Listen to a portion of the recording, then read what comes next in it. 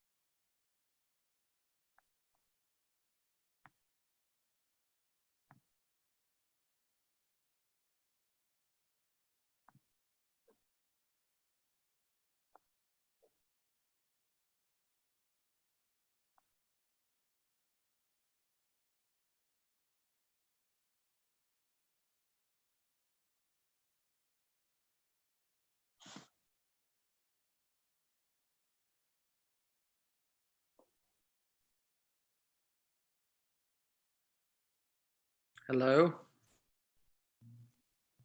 Hi, Chief. I take it this works. I'm hearing you. Hey, Larry, I met your son last week, or I guess it would have been almost 2 weeks ago. Oh, you did? One that works Oh. at Home Depot. Oh, yeah. Yeah, he said he met a police officer. Yeah, I stopped by on the way home to pick up something that I needed, and he goes, "Well, you keeping Larry out of trouble?" I'm like, "Do you know Larry?" He goes, "Yeah, I'm his son." I'm like, he said that as he was leaving. He didn't tell me at the beginning, otherwise I'd have grilled him more. Seemed like he was very helpful. Yeah, he works pretty hard at it.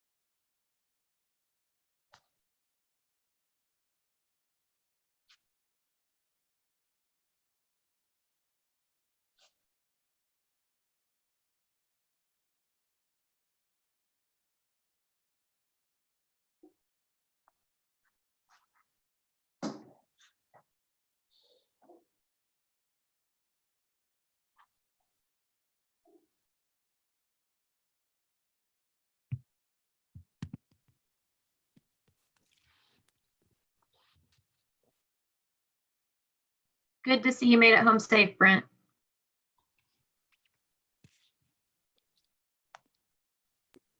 Thank you. I'm finally home for once. It's awesome. What's that? No. I'm finally home for once. I'm usually miles away.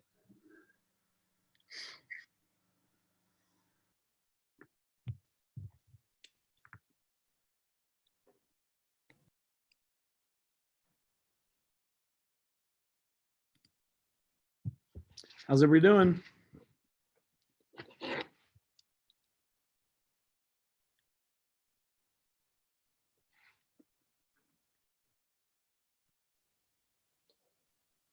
Doing fine, thank you.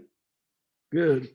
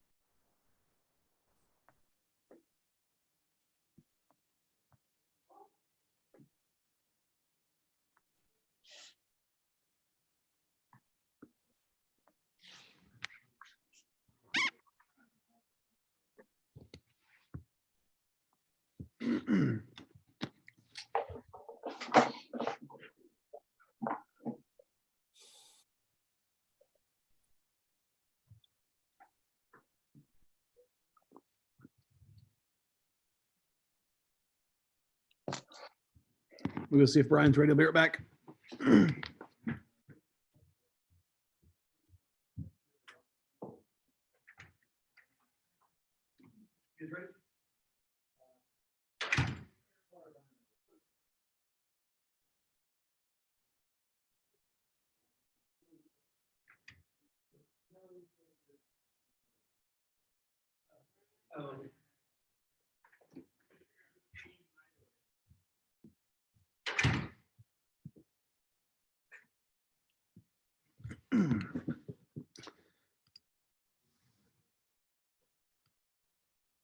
Okay, we got everybody ready? Okay, everyone wants to please stand. We'll say the Pledge of Allegiance. I pledge allegiance to the flag of the United States of United States of America, America Republic, which stand stands nation one nation under God. and justice for all. Amen. Please bow your heads for prayer. Yeah. Come to us tonight, guide us with your decisions, help us guide Goddard in the right direction, and just do the things that we need to fulfill the needs of citizens and look out for their interest. In your name we pray. Amen. All right, thank you. Welcome back, everybody. May 18th meeting, we will get started. When we have the public comment, we'll make sure we'll pause, make sure if anybody wants to tune in, they can do the raise the hand motion on the Zoom. So with that, we'll get started. I think Terry is aboard, isn't she? Yes. Okay. Approval of the agenda. Everybody get a chance to look at the agenda. Anybody have any questions on the minutes? Or I'm sorry, just on the agenda? Not look for a motion. No motion. Second. Motion by Sarah and a second by Hunter. All those in favor, aye. Aye. Aye. Opposed, same sign. Motion carries. Thank you.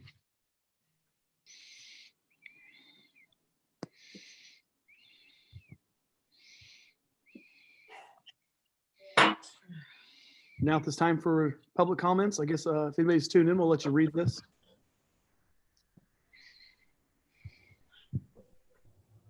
And you guys controlling the Zoom, let me know if somebody raise their hand. We'll wait like a minute to see if anybody taps in.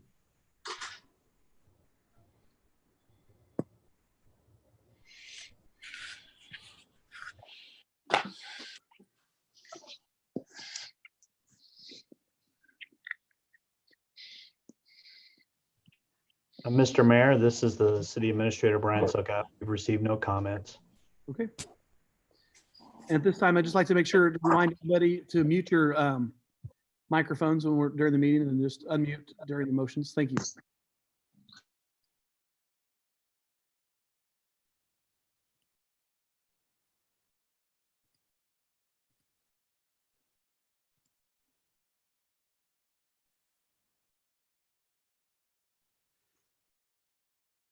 Go ahead, Terry.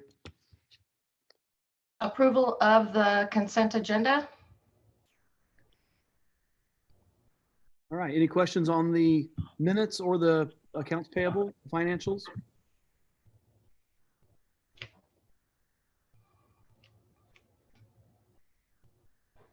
I look for a motion to approve the consent agenda as presented. I motion to approve the consent agenda. Second. Okay. Motion by Brent, second by Hunter. All those in favor, aye. Aye. Aye. Opposed, same sign. Motion carries. Thank you.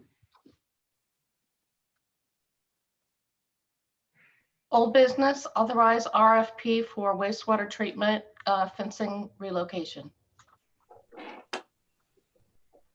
Good evening, Mayor and Council. Can you hear me? Yep, fine. Move forward one slide, please, Terry. And another, please. Hi, hello, Council. Tonight, item G1 is a revisit of the fence item I brought to Council on the April 20th, 2020 meeting. This is where the Council approved to an agreement with Arumba Construction for $28,337.93 for the replacement of approximately 2,000 foot of 8-foot chain link fence. Prior to awarding the bid to Ambula Construction, I went through and I reviewed their quote, and I noticed a discrepancy in their bid, their quote, and the bid tab I calculated. And unfortunately, that discrepancy listed the estimate of the $58,277, not the $28,337 I brought to Council on April 20th. I did not inform the company that they had awarded the bid, so I decided, next slide, please, Terry. So I'm returning to the Council to ask that we reconsider this and go with the actual low bid of American Fence Company for $34,981. Next slide, please. If approved, the $34,981 will be allocated 100% to capital improvement.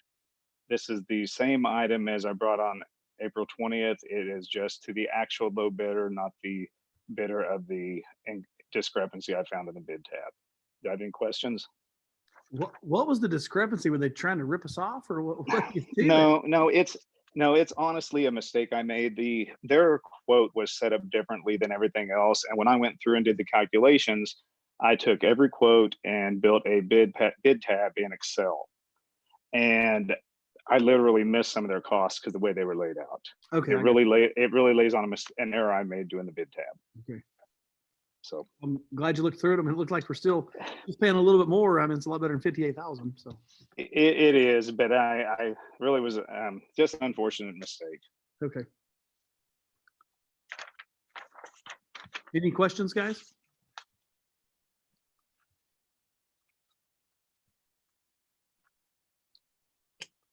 If not, look for a motion to award the bid for 34,000 to Kansas or American Fence. Should I move forward though, Mayor? Yes, go ahead. Yeah, I'm sorry. Next slide, please. Next slide, please. Anyway, next slide is recommendation. I am recommending asking that the council rescind the April 20 award to Arumba Construction for $28,337.93 and award the actual low bid of $34,981, which was submitted by American Fence Company. Sorry, I jumped forward. I was on the regular agenda, not the the slideshow. Sure. I apologize. Next.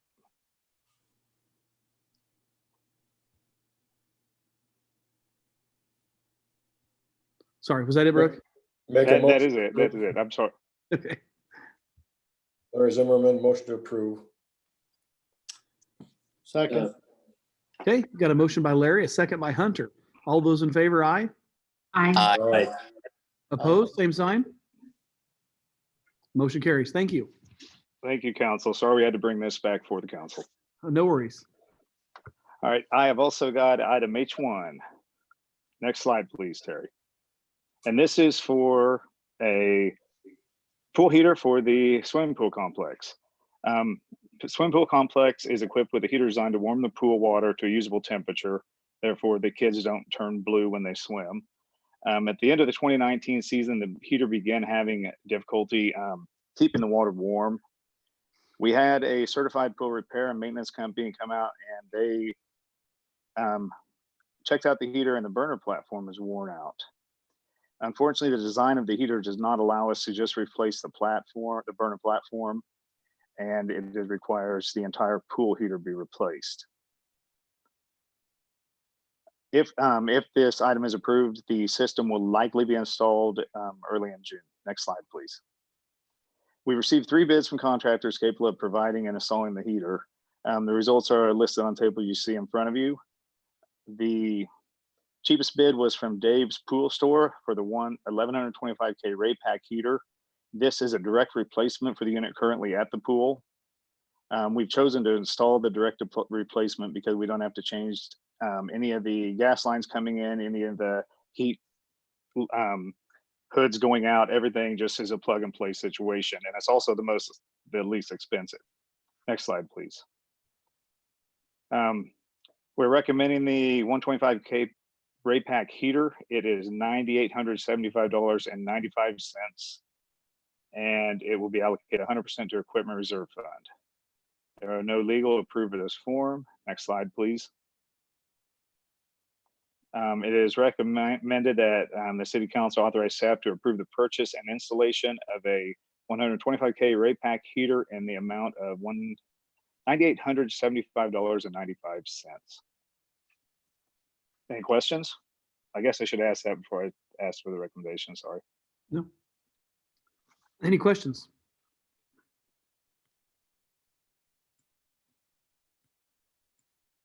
I guess. How long? I guess- Go ahead. How long did the current heater last? The heater that's currently in there was installed 6 years ago. And it's my understanding from talking to the techs, it's just we have hard water. When the water runs through, the heater heats up, cools off, heats up, cools off. It just promotes rust in that, and it rusts out from the hot heat and cold cycle. I guess a simple question, like when the heater's not working, is the water still running through the heater? Honestly, that's a good question, Mayor. I cannot answer that. So I would have to find out, and I can Okay. get back to you. I would just say maybe, I mean, I know pool equipment usually lasts like 5 years, but something like that, like once the season doesn't need, or they can have a turn off where it's not flowing through there and not Mhm. contaminated anymore just during when it's not heated. Just have a bypass on it. Definitely worth looking into, and I will inquire about it. Okay, thanks. And I know that this was bad last year, I remember, right? Yes, we had it worked on a little bit last year. It's just worn out. Any other questions? No, mine were answered.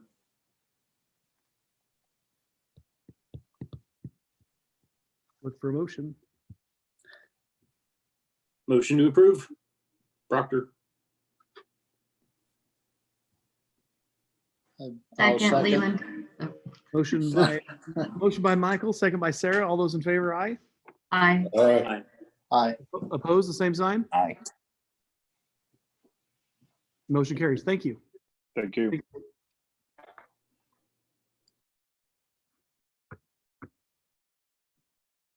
Item H2, discussion of COVID-19 related utility penalties and disconnects. Honorable Mayor and Council. This is a situation that's arisen with the issuance of Executive Order 20-204, and it was extended with 20-228 by the governor. I know we had initial discussions on undertaking something very similar to this prior to the executive order in anticipation of there being some strain on our existing utility customers and their ability to pay as a result of the COVID-19 shutdown. We average over a 12-month period 11 shutoffs per month, and we have April accounts of 158 scheduled shutoffs. So that's obviously an increase of 147 accounts. And then our May utility account billing had 106 scheduled for shutoff. Next slide, please. Brian, real quick, sorry to interrupt. Yes, ma'am. So we're now at 106, correct? So like 52 houses caught up, basically. Yes. Okay, just wanted to clarify that. Thank you. Yes, ma'am. And unless it's extended by the governor, with the June 1st billing, late penalties applying, these customers will be scheduled for shutoff, which would begin the third week or June 20th, with late penalties applying. We currently have 1,880 water utility customers and 1,794 sewer utility customers. And again, as I said, we're averaging 11 disconnects per month, and that number has increased substantially for April and May utility billing, which essentially is March consumption for the April billing and May consumption for the May billing is the April consumption. Next slide, please.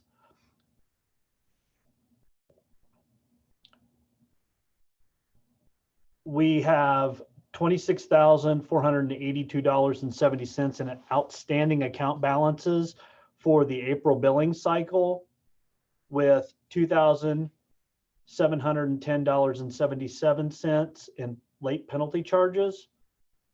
For the May utility billing, we have an outstanding amount of $36,276.67, with $2,798.62 being the late penalties. And we are now entering the high period of our consumption, which historically has been May through August. And so we're going to see this continually increase, and our penalties per month is obviously going to stay relatively flat based upon our historical, but you can see that we're averaging 2,700 to 2,800 right now. So if we don't do anything going forward, we'll have to begin disconnection. And for us to not have that, it would require a recommendation from the governing body to move forward, or do we go ahead and just go back to business as usual? Or I know several of you have had thoughts as we were having this discussion prior to the governor's executive order. And with that, I'll answer any questions that you may have individually. This is Larry Zimmerman. I just would like to see us not have any penalties at least through the end of July, because right now it's the height of the COVID thing, and with people not getting back to work quite yet and just starting back to work, give them a chance to maybe get their jobs going and do something.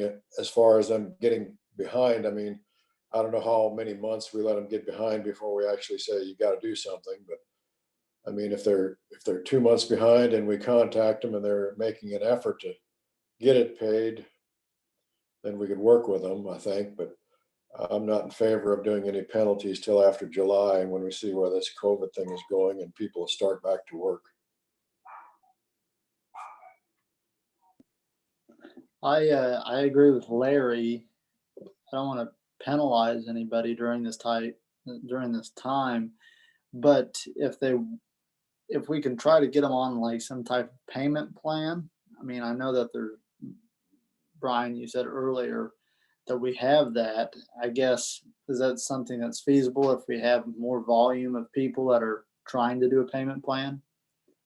Yes, the only issue with payment plans is if they don't stay on the payment plan, which is predefined and contractually obligated between the customer and the city, then at that point, historically, they've been shut down if they do fall into arrears. And our city clerk, Terry Lamont, can speak in greater detail to that, as we tend to delegate at least one payment plan per customer per year. And the ladies up front that handle the utility billing and interact with the customers regularly have the ability to set up one of those payment plans after consultation with the city clerk. And so I'll turn it over to Terry to discuss that process further. Yes, we can do payment plans. It just depends on how long do you want to let them go in arrears, but we can set that up. They usually call and consult with me, and we review their payment plans and what they can do at the time. Do they seem, when they get on the payment plan, is it effective for them? Does it really help, or? Most of the time it is. We have several that use it a lot, and so they know they can call and maybe get it extended till their payday on Friday. Okay. But it does allow them to, it keeps them from getting shut off. Okay. Okay, that's my question. You're muted, Jamie.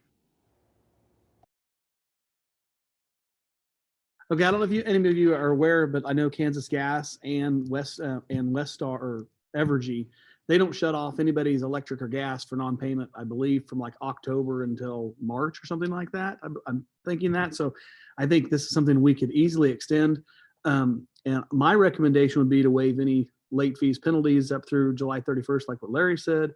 And if they have like a whole balance of like $300 at that point, you know, if they paid their August bill, then they wouldn't be shut off, and then they'd have a 12-month payment plan for that $300 or whatever during the COVID. And then no fees or anything like that. That's just what I would think. I don't know what you guys think. I'm in agreement with the waiving the late fees. I was even going to say, is it something we could do to send out a notification and say, hey, you're in arrears on your bill. If you pay it by this date, then the late fees will be wiped and you won't have to worry about it. Which that's a little more harsh than what you guys are saying. So, I mean, Well, we could put the late and fees I don't want to on the penalize 12 people.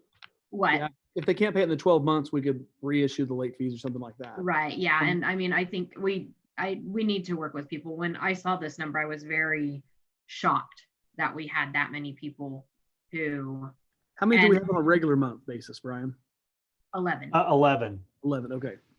And So- just so that you know, we did send notifications for April and May. We did not do the latest round until we had kind of clear direction from the governing body on how you wanted us to proceed. But we did send initial our standard Everbridge notice, because we send that robotic call out monthly on due dates when they're late, and then also on shutdown. And then we kind of give them a third and final, like, no, really, this is your last chance because you're getting shut off today. And So is the consensus then to forego late penalties, or I'd say both. just no shutoffs across the board, almost as if we're under the cold weather rule that the gas company and if you have electric heating, that prevents utility shutdowns? Yeah, because I mean, late fees aren't really costing us money. It just regains. So I know we've got a lot of staff time into it. Anybody else want to speak up? I think if we're gonna waive the late fees and we're not gonna shut off, I think we need to let make sure people know.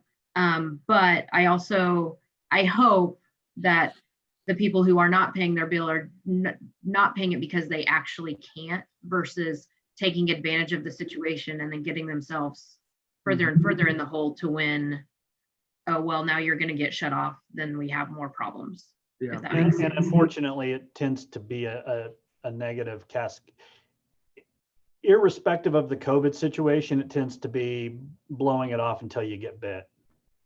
Mhm. But this is certainly an extenuating circumstance. And as 11 is our average shutoffs, you can see that there's a significant number of people impacted. And as we talk about other agenda items tonight, you'll see that we have a difficult time engaging the impact of the shutdown on our potential revenue streams, whether it's payment of property taxes or sales tax collections. And so I certainly think that the approach that's been discussed here tonight is prudent. And I also think that it's certainly empathetic and acknowledging the circumstances that everybody across the world's experiencing.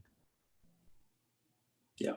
And Proctor here, I would be supportive of the July, not shutting off until the same period. And then if they need to do a payment plan, obviously that was always an option. So, but and waive the late fees for them.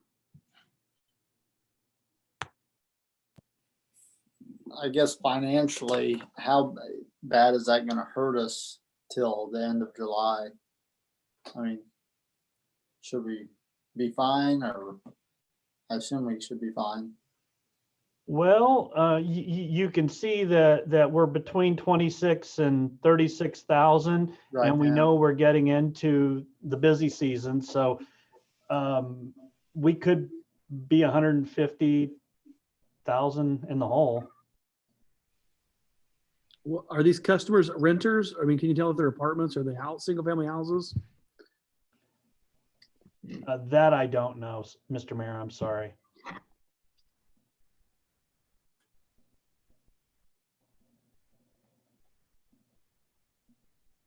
And it's difficult. Like I said, if we don't have a logarithmic or an escalation of consumption, then we'll be looking at about $100,000. But if we look at our traditional consumption pattern for the summer months, you can count on essentially a doubling of the normal consumption. So that's kind of where I got that guesstimate of 150. But at a minimum, if we just take what we're doing now, we're looking at 100,000. I'm sorry, go ahead. I was just curious if there's a way that we can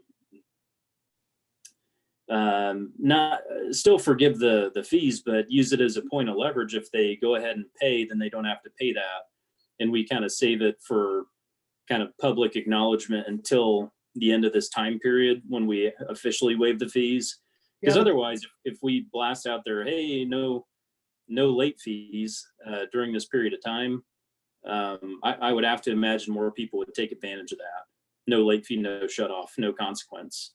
Right. I think that's kind of what I was saying about how, I understand that the number was going to jump from 11 with everything that happened, but the drasticness of it it kind of surprises me. And I hope people aren't taking advantage of it, but I kind of feel like people are. And I kind of feel like if we said, okay, well, we're not going to shut your water off through July, no matter whether you pay or not, then like you said, These people are going to still live here. They're not moving. I mean, the $100,000 that they might owe us, I would say we're going to get at least 95 of that back. Would that be? Yeah, I mean, we're eventually going to get recouped. If they're going to pay it back because they need water service.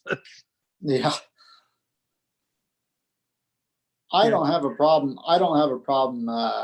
waiving penalties and waiving shutoffs till end of July. I think Jamie's right. They're not moving, they're not leaving, so we'll get recouped back eventually.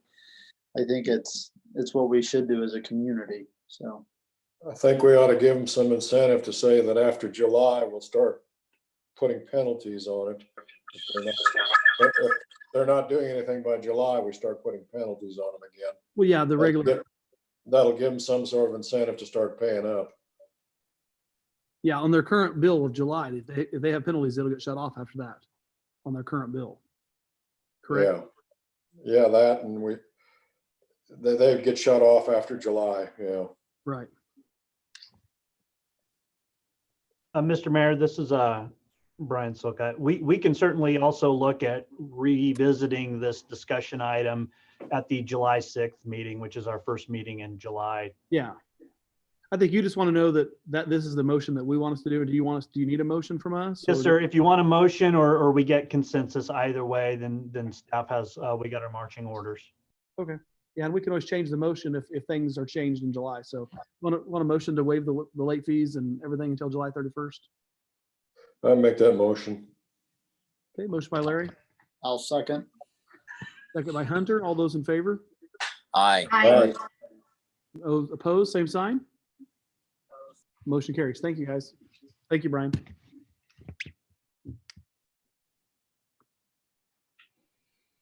Thank you. Item H3, discussion of COVID-19 related waivers for pool use.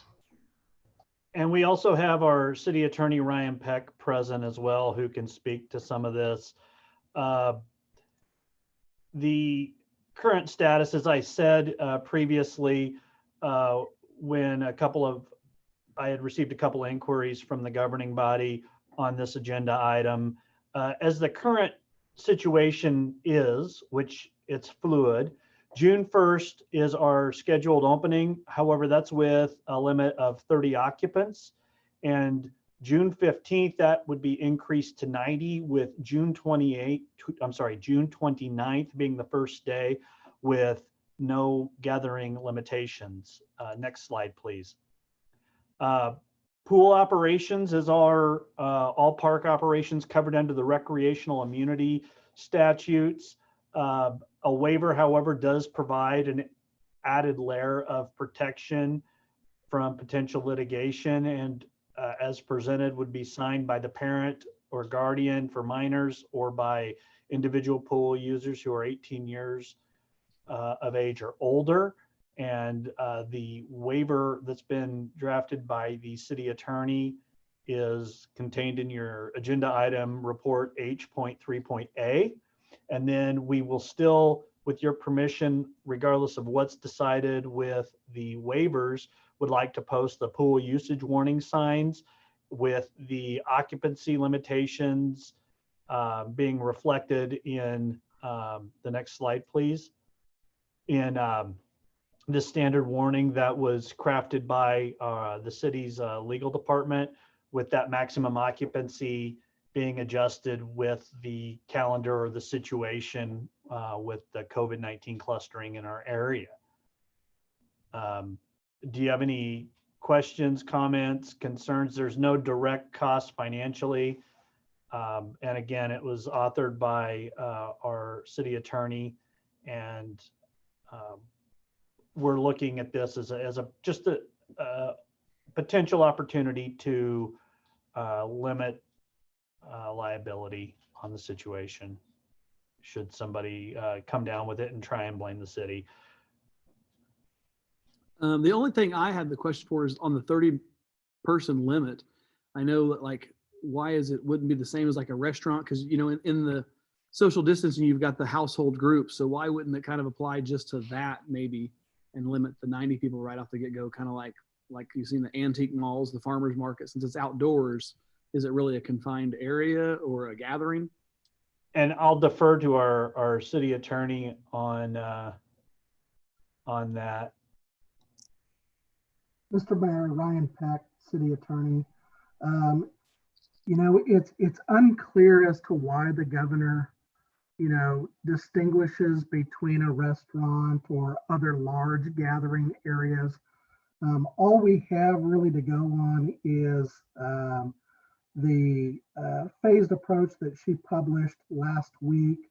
That simply indicates that mass gatherings of no more than 30 individuals allowed as of June 1, and then that number goes up to 90 2 weeks later on June 15th. So. Okay. So the restaurants were a special stipulation, is that right? Well, you know, it's hard it's hard to say. I mean, there's a specific provision in her plan with regard to restaurants, and I think a maximum capacity, like 50% capacity or something like that. Trying to look back to see. Yes, it's 50%. I didn't know, like, even if we thought outside the box and split our pool into two sections, the deep end and family area or something like that, could that get us a little more capacity? Because I'd hate to see us open it and then, the first 3 families that get there get the whole pool to themselves. I just can see some frustration on staff side. Well, I understand that, and we can continue to monitor to see if we get further guidance from. I think we'll have a different story in 2 weeks. I agree. Yeah, I think it's possible that within the next 2 weeks, we'll get additional guidance.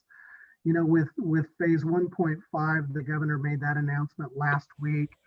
So I would assume and hope that sometime next week, we'll get updated guidance from her as to implementation of phase 2. So if anything, this document just might be used on June 1st only, and we might change that rule on that evening's meeting. It's Correct? entirely possible. Yeah. It's all a bit of a moving target right now. Yeah, that's why I want to tell everybody, let's not focus on this too much, because it's probably not even going to be active in 2 weeks. So. But I think it looks good, everything put together. Anybody else thoughts? I agree with you, Mr. Mayor, 100% that it's a moving target. I don't know if I agree so much in using a waiver. I don't know if that's really necessary. I think if we have postage up, that's sufficient. And having everybody come in and sign a waiver to use the pool. I'm sure our attorney could agree this waiver is not going to help us out in court at all, would it? Actually, a waiver is most likely to discourage people from filing suit, or if they did file suit and you pull out this waiver and you show it to them and you ask, is that your signature? That has a tendency to make these cases go away very, very quickly, as opposed to trying to establish that your signage was prominent, that it was visible. That creates fact issues that make it difficult to dispose of litigation sooner rather than later. Okay. And if they sign this once, they're probably good, right? They don't need to sign it every time. Yeah, I don't think it's necessary for them to sign it every time they show up. I mean, I know when I send my kids to like the trampoline parks here in town, they want to make sure that, you've got something on file. You got to do it once a year. And so I think one form per season would be adequate. Okay. Thank you. Can we do that with the pool passes? Just make them sign it as where they get a pass for the year, and also what do we do about our employees or lifeguards and so on, since they're going to be around it and have a better chance of contacting it since they're in that setting? Councilmember Zimmerman, they will receive specific training related to COVID, and we're mirroring the city of Wichita's and the recommendations of the American Red Cross for life-saving situations from this, which generally addresses attempting to make the rescue recovery from behind the individual as opposed to approaching them from the front.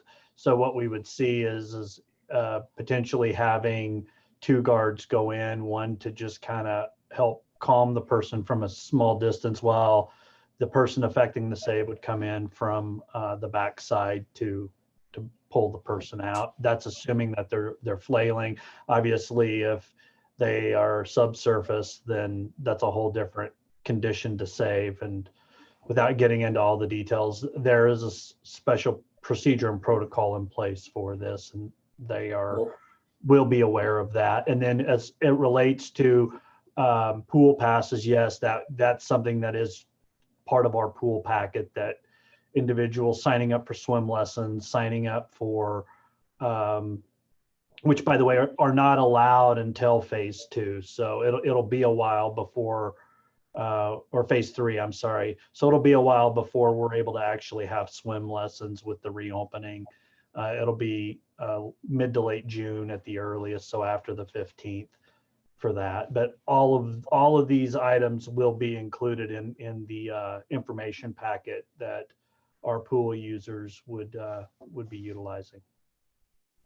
Would our people selling concessions be required to wear face masks since they'd be in closer contact with the patrons?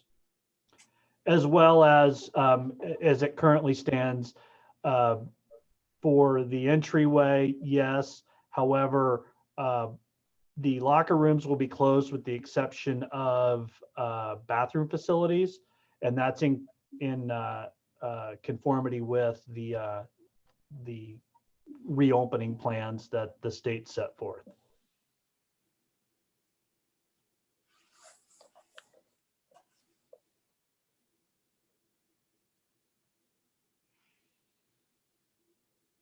Any other questions?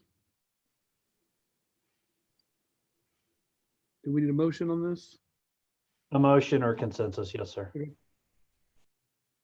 on a motion? And we can change it next meeting. So motioned. Leland. I guess the motion is to approve the waiver pretty much. For a day. For Yes, a that's day. what my motion is. Well, we're going to too. talk about it again on June 1st. So we're just Yeah, I talking all understand. this to re-talk about it again. Yeah, I understand. I'll second.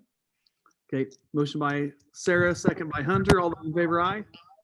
Aye. Aye. Opposed, same sign. Motion carries. Thank you.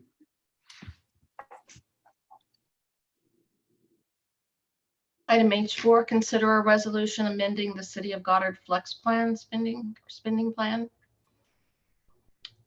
On September 17th, 2018, the City Council adopted Resolution 1811, establishing a cafeteria plan that includes the Health Flexible Spending Account and the Dependent Care Flexible Spending Account. Next slide. A Health Flexible Spending Account enables an employee to pay for expenses which are not covered under our insured medical plan, and participants can set aside money for these expenses and save taxes through payroll deduction. A Dependent Care Flexible Spending Account enables an employee to pay for out-of-pocket work-related dependent daycare costs, also with pre-tax dollars. Next slide. On March 27th, 2020, the President signed the Coronavirus Aid, Relief, and Economic Security Act of 2020, which is the CARES Act, to provide a broad economic stimulus and coronavirus relief for Americans.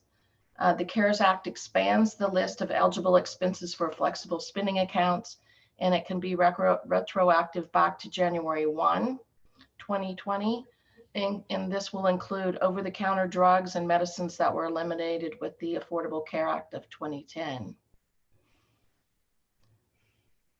The city has 17 participants and pays fees of approximately $1,450 a year to Empower to host the plan.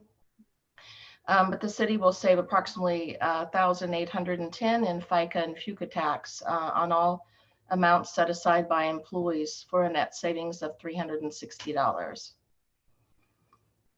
The resolution will simply amend the City of Goddard Flexible Spending Account to include the items that the CARES Act reinstates these expenses as eligible for reimbursement. So it's recommended that you adopt the proposed resolution amending the City of Goddard Flexible Spending Account plan with a voice vote.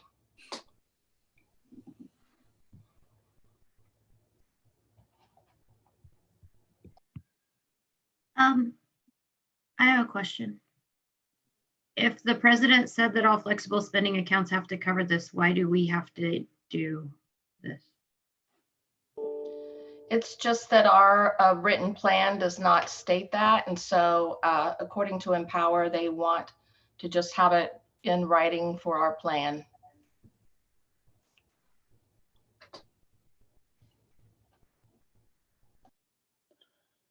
Well, I'll motion to adopt the proposed resolution.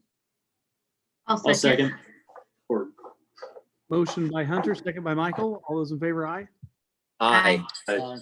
Opposed, same sign. Motion carries. Thank you. Thank you. Item H5, Community Development Block Grant. Honorable Mayor and City Council, Terry, can you go next slide? The Housing and Urban Development Department of the federal government has released special funds in the form of community development block grants. Coronavirus, so particularly that CV on the end. Some of these funds have been dispersed to the Kansas Department of Commerce in the number of around plus or minus 9 million. Cities with a population less than 50,000 can apply for this grant money on a first come, first served basis, and cities can only be awarded a $300,000 maximum. These funds are considered economic funds sub-allocated for businesses that are for-profit only, so nonprofits can't apply for these. Only certain businesses can apply for these funds, and they must meet certain requirements set by the Housing and Urban Development Department. This money is considered federal money, and as such, a city staff member will have to act as a grant administrator, vetting each application from businesses to ensure compliance with state and federal requirements if we did want to go forward with this. Prior to applying for the grant, the city council must hold a public meeting, which is published in the city newspaper 7 days prior to consider the advisability of applying for the grant money. Let's go to the next slide. I'll kind of explain a little bit more. Basically, the federal government has released, as you're all well aware, several different acts and grants that are available. Some of them businesses can apply for directly, like the payment plan or the personal payment plan, basically for protecting payroll payment plan. There's so many acronyms out there. This one, they can't do it directly. The city has to do it on their behalf. This is a grant that basically helps businesses that may have experienced somewhat of a shortfall during the coronavirus pandemic. The city basically will act on their behalf and apply to the Kansas Department of Commerce for this community development block grant if the governing body wants to send forth an application. Basically, the timeline that you see before you is how it would work. Today, we would decide, the governing body would decide if they want to hold a public meeting, as it's a requirement that we have to have a public meeting. That would be, if you do want to, then we would have a public meeting on June 1st. And that's when you would consider if you would want to apply for the community development block grant money. The application would then be submitted. And if it's approved, because it's first come, first serve, and it's depending on a whole bunch of different criteria, the city would be awarded plus or minus 14 days later. Businesses would then apply to the city directly for the money. And then the city has basically 90 days to pay it down to under $10,000. So if we got, let's say, the maximum of $300,000, we would have basically 90 days to spend it down to $10,000. There's no fines, though, or penalties for not spending it down. The remaining money is simply deauthorized. So anything we don't spend, they would simply just deauthorize and say, okay, we're going to put it back into the pot. So it's free money. It's not money we have to pay back, right? That's right. It's just grant money. Who manages, I guess, what is that money used for? So if we give it to a small business in Goddard, do they have specific They do. qualifications on what they're supposed to spend that money for? Correct. Yeah. I'm sorry. Say that again, Mr. Mayor. Yeah. What's the application look like? The application is pretty robust. So, and this is kind of where we want to decide how much we want to get involved, because the application up front for the city is pretty straightforward, but the application for the businesses to apply to the city is pretty refined. They have to meet what's called an LMI, which is a low to moderate income bracket, which is basically 80% or below of the Sedgwick County general medium income. So that's per individual. And the businesses have to have all of their employees that they think are eligible fill out an income form, a family income form. So not just the income they make from the business, but how much are their spouses making and anybody else in the household that's generating revenue in the household. They have to fill that out as well. And then on top of that, the businesses also have to have what's called an FTE, or full-time equivalent position. And what an FTE is basically if you have two part-time people that are working 20 hours each, that's basically one full-time person. So you have to have at least one full-time person. And there's two different types of businesses. There's a business that has between 6 and 50 people, and there's a business that has between 0 and 6 or 0 and 5 people. And those two separate businesses have a maximum that they can apply for. So it'll be up to the city to basically vet these applications, but we don't have to see income verification. We don't have to look at their tax returns. We would just have to review the applications that the business submitted and that their employees submitted to make sure that they meet the basic bare minimum requirements to apply for the grant money. And pardon me, Micah, this is Brian. And one of the issues is if they're getting it for payroll, they could not have qualified or utilized, I'm sorry, they could not have utilized the PPP funding. However, in criteria that I don't believe we've clearly delineated yet or received word from Commerce on, they can use it for some inventory restocking for when they're ramping up business operations again.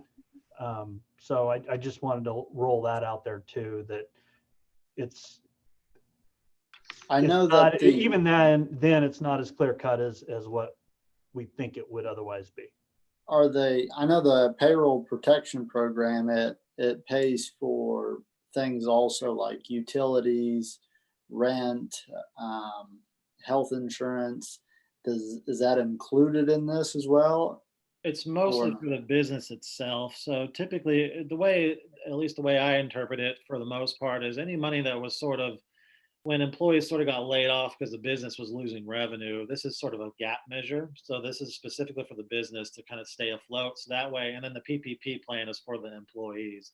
So this plan is sort of an economic grant for the business itself to sort of bring it back up to float or kind of bring it back into the green, basically. So that So they're going to use it for, the, typical utility bills and stuff like Yeah. that, rent and different things.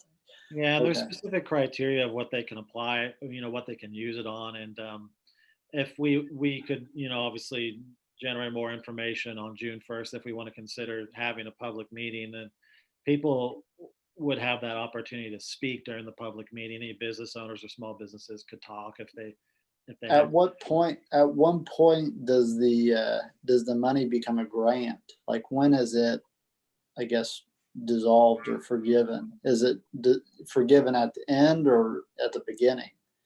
Well, it's just a grant money, so it's not considered a small business loan. So Okay. basically, if we applied for it, the Kansas Department of Commerce would hold it for us.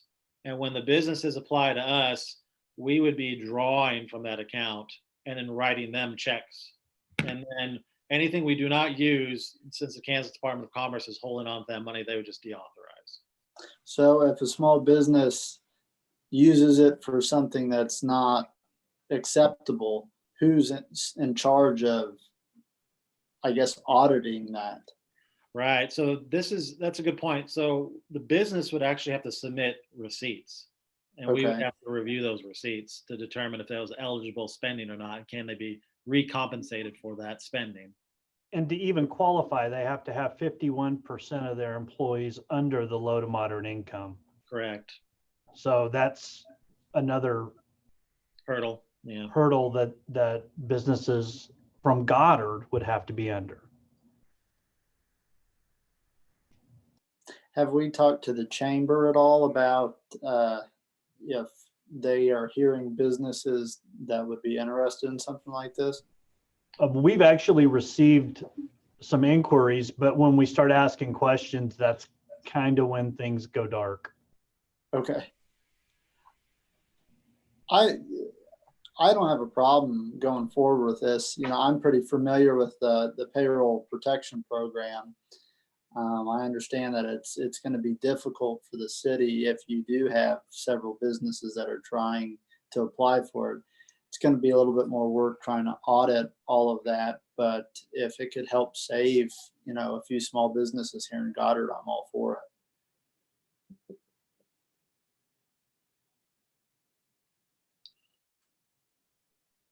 I think it's a good plan. I think it's worth a try, and hopefully it's not too much work for the city.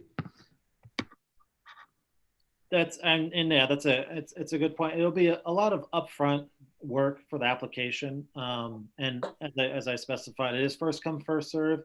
One thing that's in our favor is that the bigger cities, Wichita, Topeka, Overland Park, can't apply for this. This is very specific. So it's sort of like the underdogs get a chance to try to fight for CDBG money, which is kind of in our favor, but it is first come, first serve.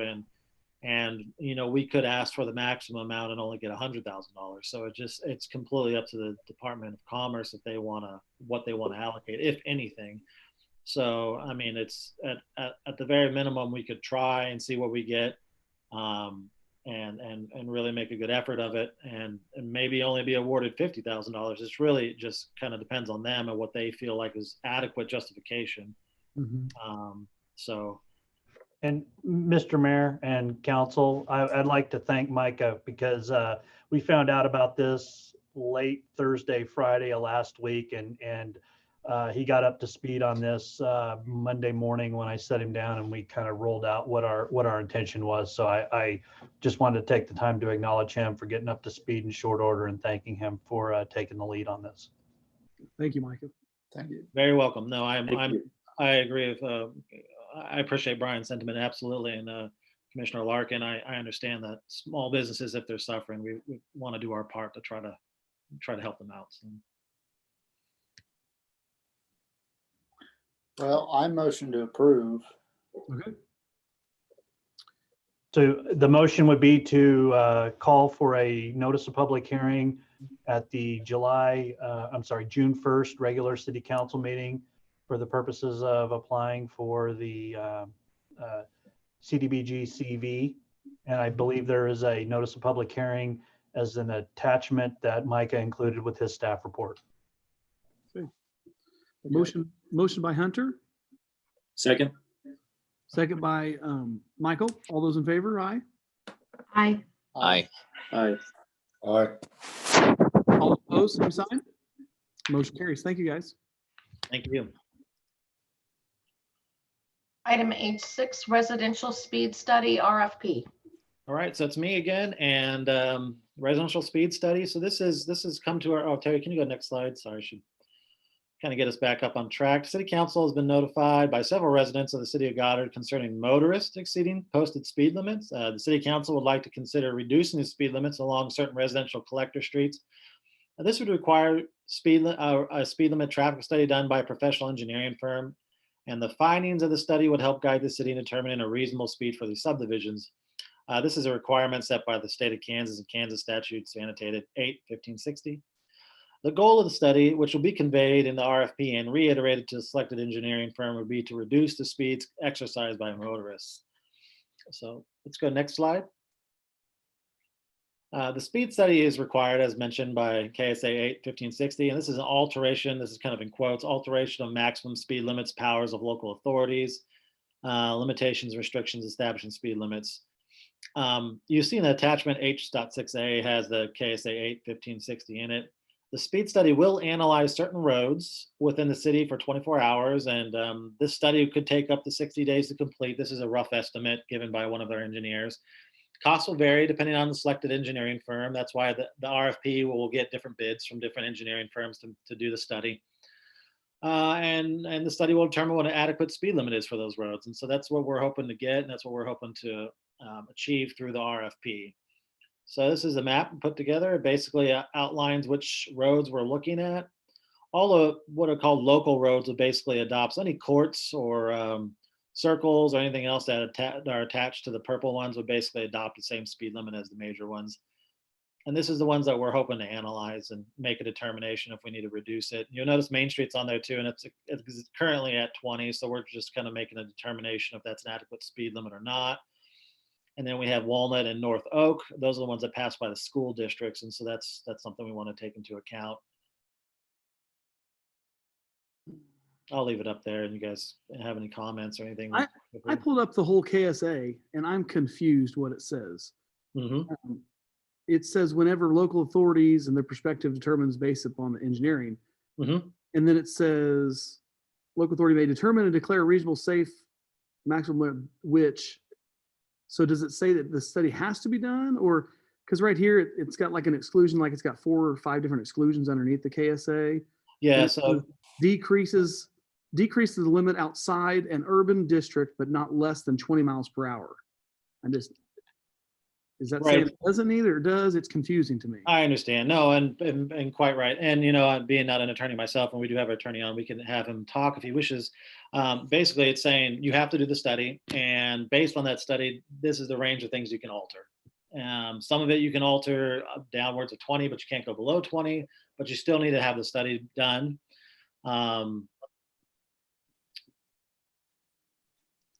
Like at the very beginning of the KSA, it's alteration of maximum speed limits, powers of local authorities, limitation and restrictions, establishing speed limits in road construction zones. So is that it doesn't seem Mayor. like it's the whole artillery streets? I don't understand. Mr. Mayor. Yeah. Hey, this is Chief Harris. Ryan can clarify, but I'm pretty sure there was an AG opinion on it. And that's what we've been going off of that clarifies the traffic study being done, because the KSA was kind of vague. Yeah, I guess I'd have to have, if he could explain, like KSA, the 81560, then the -3. Can you explain that to me? Mr. Mayor, this is City Administrator Brian Silcott. We consulted with Attorney Bob Kuykendall, who has also referenced with the City of Wichita, and that applicable statute, KSA 8-1560, allows the city to reduce the speed limit to 20 only if a traffic and engineering study shows that a 30-mile-an-hour speed limit is not a reasonable and safe speed under the existing conditions. And that's the direct legal opinion that was offered by legal staff to myself and the city planner and our engineer Harlan Foraker as well. So do we go off our laws off legal opinion or KSA? Is that just that's what confuses me? I don't understand why. Well, there's a layering, and I'll let our city attorney speak to it. But the long and the short of it is because opinions are up for legal interpretation, the attorney general, who is ultimately the chief law enforcement official for our state, they issue these opinions from time to time to help act as guidance until such time as it becomes settled case law through the court systems.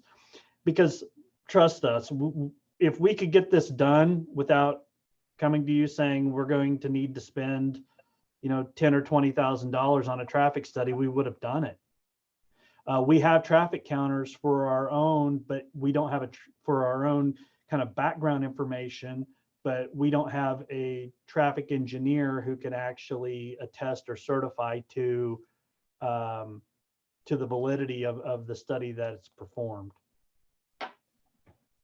I did. How many of these streets have received complaints that are marked for speed reduction?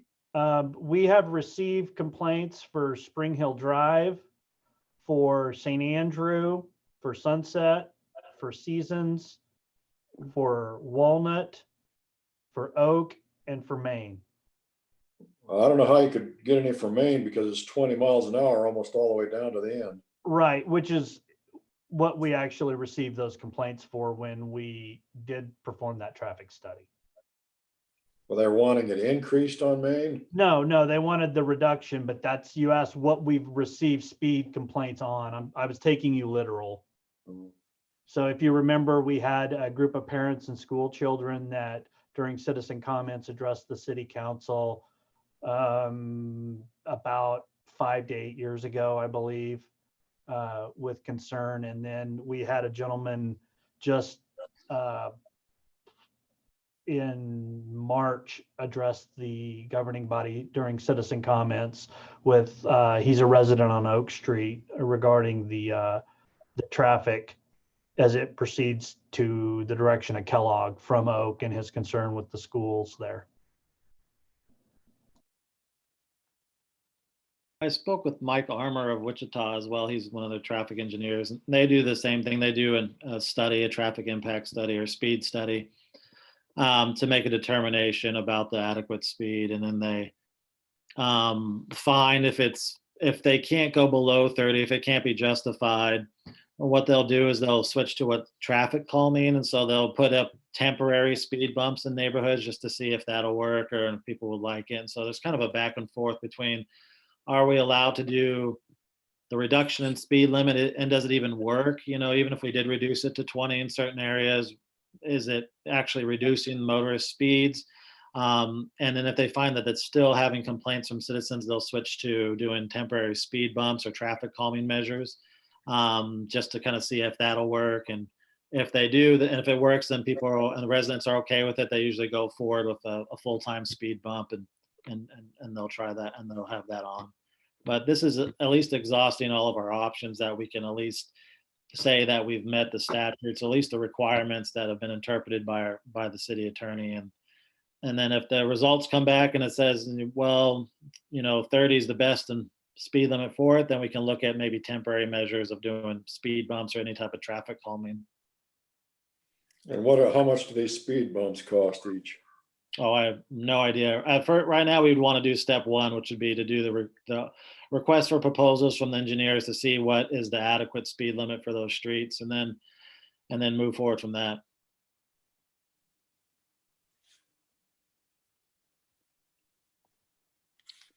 Financially, there would be a cost associated with paying for the selected engineering firm to perform the study, and then legally, it's approved as a form. It is recommended that the city council allow city staff to solicit the services of multiple engineering firms in the form of a request for proposal or an RFP. I guess I have a question for Fred. I mean, do you know how many people we ticket currently in residential neighborhoods, like roughly? Like I was just saying, if we do all this, and is it really just going to be still kind of hard to enforce? And is it better just with our traffic counter trailer getting around town, or is there other measures that just kind of, and we can always talk about it when we get the pricing, but I just kind of wanted your opinion on that. You know, honestly, I'm kind of the opinion that it's really probably not going to solve the problem. It's just going to increase the number of tickets. I was kind of in favor, if you remember when this first started, I was really in favor of trying some of the more alternative methods, like the gradients in the road that let you know that, hey, you're coming around a curve, or putting up some different signage. I think this is one of those deals that if we take this step and we find out it doesn't work, we've spent a lot of money to have to turn around and go back and go, well, that didn't work. Now what do we do? I would have really been in favor of kind of addressing on a case-by-case basis. The St. Andrews curve, for example, the one that seems to generate the most complaints out of all this, and really where it all started. Can we try some things like the little mini bumps? I don't even know what Mike could probably tell me what they're called, but where they go in and, when you're getting ready to come to a dangerous intersection, how you can hear the little vibrations in the road. Doing something like that, and maybe some different signage. We've looked at some of the signs that are very similar to the speed trailer, where it's got the speed limit sign with a radar built into it that flashes at that particular location, something that we could move around as we needed. I just don't really think that dropping the speed limit is going to solve our problem. I think it's just going to create more tickets and more fines. Would it be as simple as a yellow line down those main roads to put people, instead of driving in the middle of the road going 35? Do you think that would help?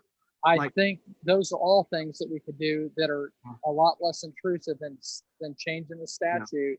Yeah. Those are things that we could do pretty inexpensively as a city and not be changing statute, city statute. So, and I think it's something we need to address on, like with Micah, with the neighborhoods. And I know we're starting to make the streets a little bit more narrow. I drove in there to Taliesin the other day, and it weaves around, and it's pretty hard to go fast. So I think as we kind of move forward, we can address that too, and not have those straightaway zones like Spring Hill and St. Andrews. And the traffic calming, or the speed bumps, temporary ones, are about $180 to $200 for us. And those are movable, right, Brian? Yes, they are. We still have to spike them, right. but yes. But even the ones they use, like out on the highways, when you're coming into construction zones, you see them on interstates now. They're the little narrow strips that basically just give you that vibration in the road. And I can just tell you from experience, even the places that we've gone to, we've had complaint after complaint after complaint. As soon as I sit an officer there and go, okay, go write tickets, guess what doesn't happen? Nobody speaks through there. Yeah. So I don't think it's going to give everybody the desired effect, and we're going to end up spending a lot of money for this study that's going to tell us, hey, we already know that this is a bad curve. We should probably do something different. Thank you, Fred. I mean, I kind of agree. I guess we could still, we've been working on this so long, I probably guess would like to see the proposal. And if engineering said it might be, I mean, this is something I'm just thinking it might be worth 20,000. I don't know if it'd be worth 60,000 or something like that. What are you guys' thoughts? I'm in favor of trying the temporary speed bumps before we spend any money on that study or whatever. Just see if that slows them down. If it does, why, we're way ahead of the game.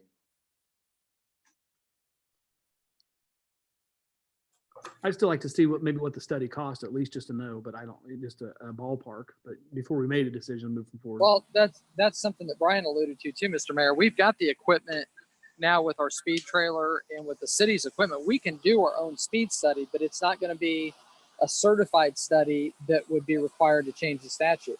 We can give you all the data that you want simply with our speed trailer. It'll give us times a day and speed variances and going in front, going to and coming from the camera. We've got a lot of really high tech equipment. That increased amount is because you're certifying a study to change the statute. If you just want data, I can give you data and it won't cost you a dime. Well, and I agree it's going to ugly up our city putting 20-mile-an-hour speed limit signs everywhere. And Mr. Mayor, this is something that we can do. We can go ahead and solicit the RFP and just reject all bids, take no action. So I think we should at this point. So we've exhausted our efforts and we have it on file, and then we can move forward if we want to or readdress it. If as soon as we have an accident, then we're probably going to be readdressing this.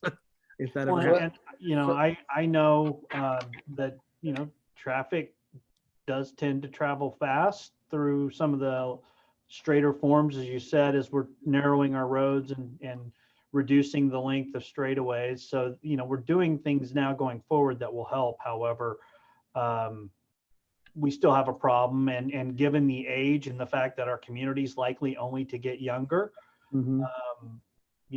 being 30 or less with 2 to 3 kids per family, this is a situation that's a concern to all of us. And so we certainly want to make sure that we spend the time that we need to spend to make sure that the roads are sufficiently traveled. I think road markings are still good, because even when I drive Main Street going 20 mile an hour, I've got people getting beside me thinking there's a right turn lane. Sarah, what's your thought? I know you brought this up.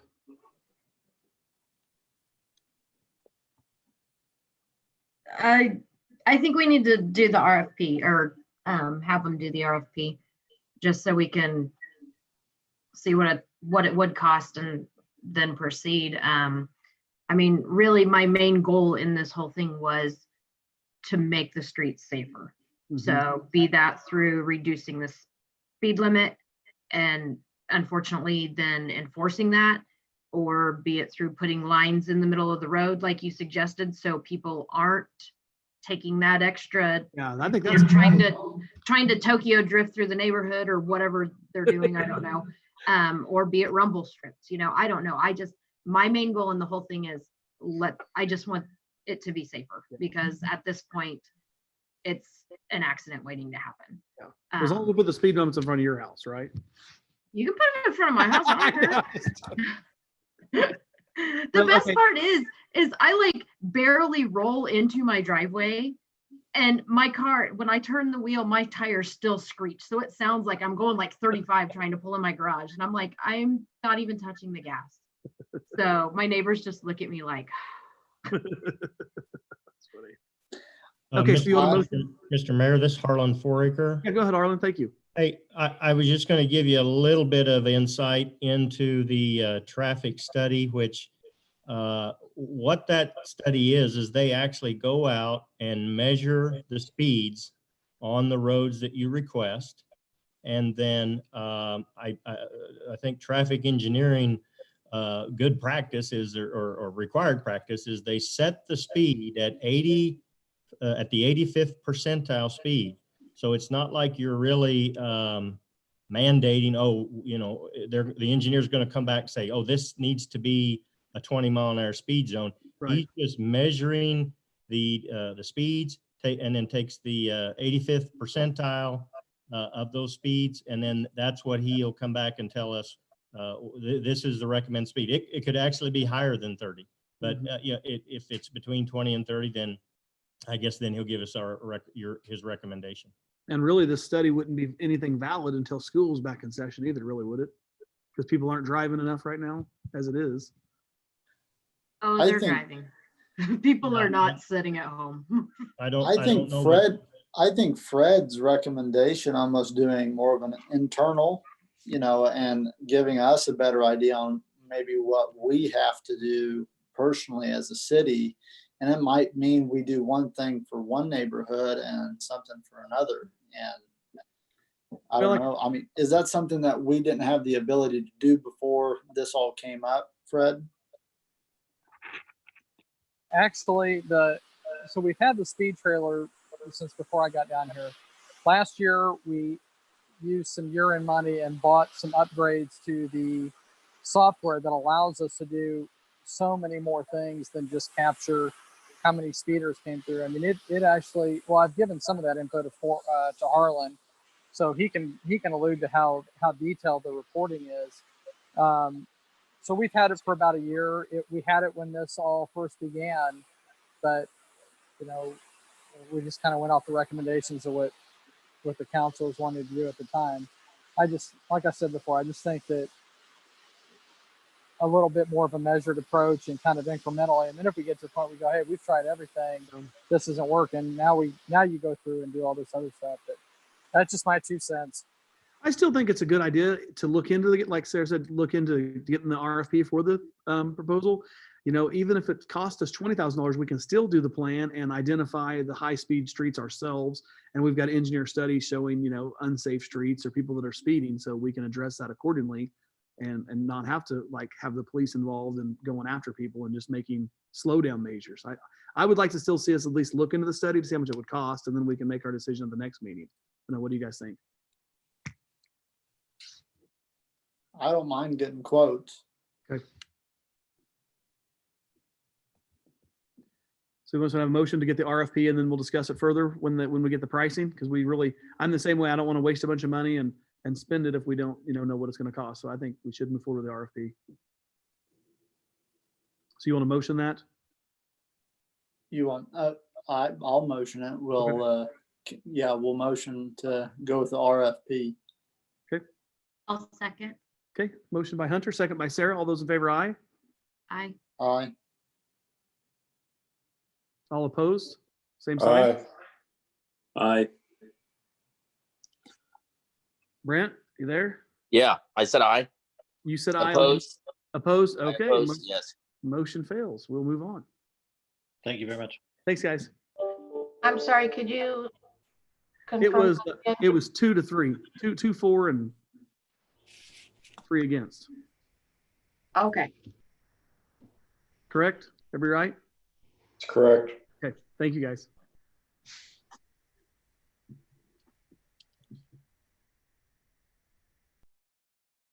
Item H7, Northwest Bypass Toll Study.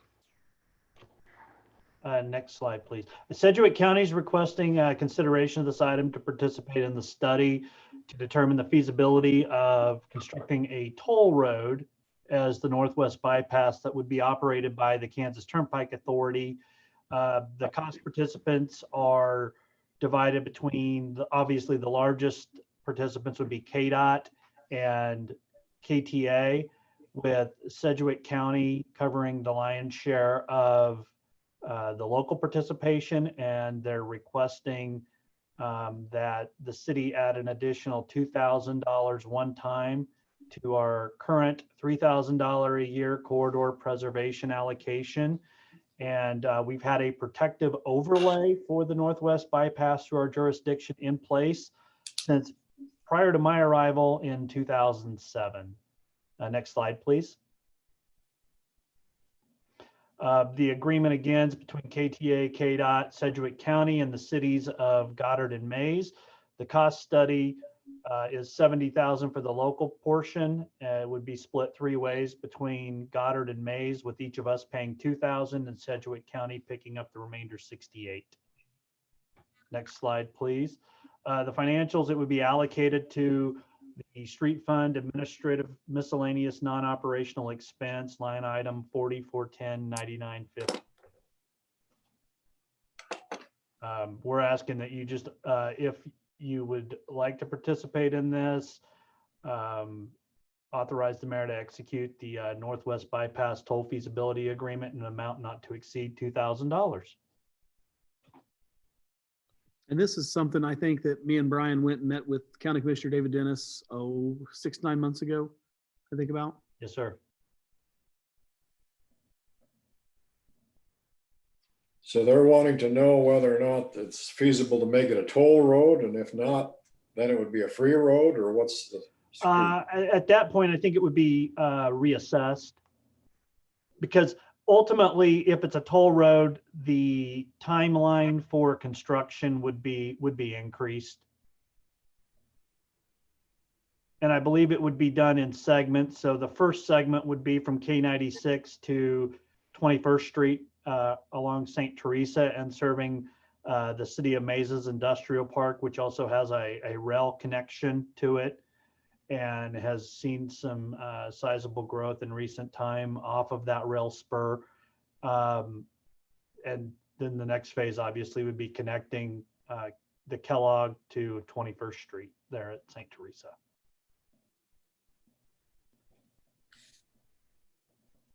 I think it's so we're contributing, but not receiving anything out of it.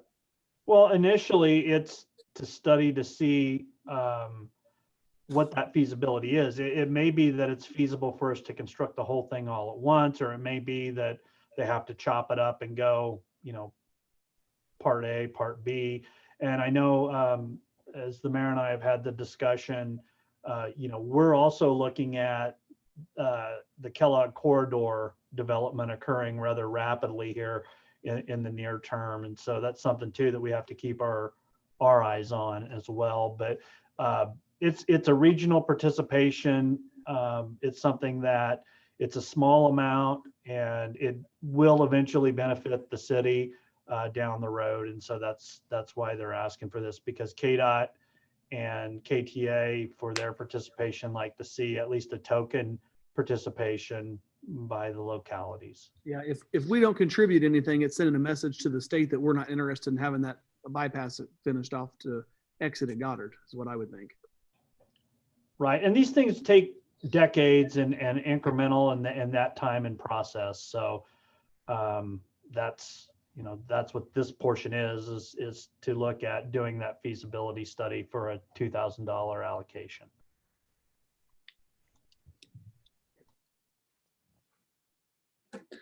I don't have a problem with it. I'll motion to approve.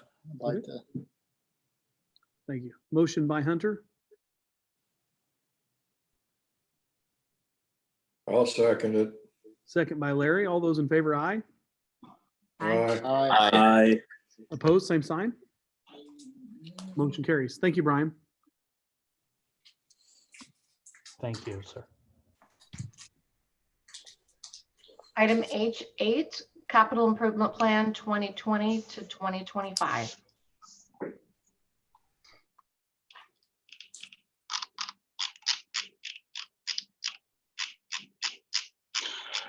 Mayor and Council, this is the first step we take every year in the annual budgeting process, is to prepare our capital improvement program for the updating it for the next 5-year period. This all got started and formalized when we began our strategic planning process. So we included in this program, we're taking into account the vision, mission, values, and objectives of the strategic plan, the city's business plan, our strategic process, the community vision plan, and ultimately that's what we come up with is the capital improvement program. Go forward a slide, please.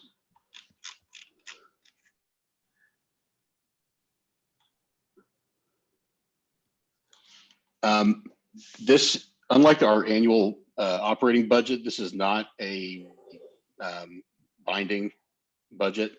This is intended to be a living document that will change as priorities change for the city, as opportunities for different projects become available or need to be pushed back, et cetera. So it's more of a guide than it is a true strict budget that we adhere to, but we do put a lot of thought into what our capabilities will be for the next 5 years when we prepare these plans. Next slide. And again, here, this is our vision, mission, and value statements that were included in the actual capital improvement program. Next slide. And of course, the Goddard business plan, which is a more and strategic cycle, which are the, you can go forward 2 more slides, that are sort of the more strategic guidelines that we're using going forward to achieve our goals and objectives. This here is a breakdown of our annual mill levy compared to these other cities in the Wichita Metro that we're compared to, and you can see by that column on the far right, we do have the lowest mill levy. Next slide. Okay, and this here is a list of all the projects that are included in the plan. As you can see, the first 5 projects there, the projects that are currently underway. These are the residential developments at Arbor Creek, Elk Ridge Phase 3, Cloverleaf Farms, Rustic Creek Phase 1, and Elk Ridge Phase 4, which is the street portion of that phase. After that, we've got the RCUT project, which is the US 54 Kellogg and Barber, which will be the entranceway to the Starbond the amenities. Next, we have the frontage road realignment. This is the realignment at 183rd and Kellogg that'll take the frontage road behind the bank and connect to 183rd Street. We have a sewer cleaning program, which is something that we used to do regularly as a capital program that we have not done for several years. But Brooke got a quote from Mayor for restarting that program. So we're going in every year and taking a chunk of our sewer system, and we're going in and cleaning out the lines and making repairs where needed. This also, I believe Brooke can speak more to this, but I believe it also includes the TV camera that they send down there to do their inspections. Yes, this includes inspecting and cleaning the lines in 5 different areas of town, 1 area per year.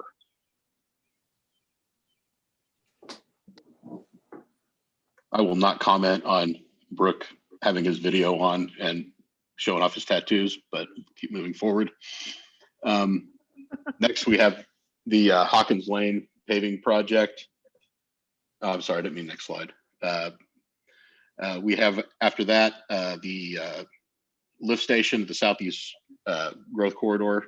The first development that'll serve as Arbor Creek. We have our street projects maintenance program, which is what we pay. It's the street maintenance that we do every summer. It's part of our street budget.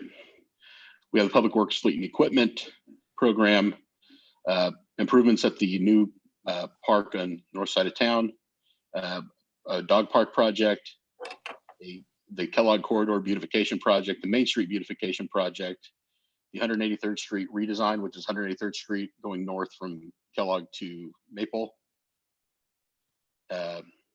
We want to add a street project program for rebuilding our aging streets. This will be in addition to our normal maintenance program.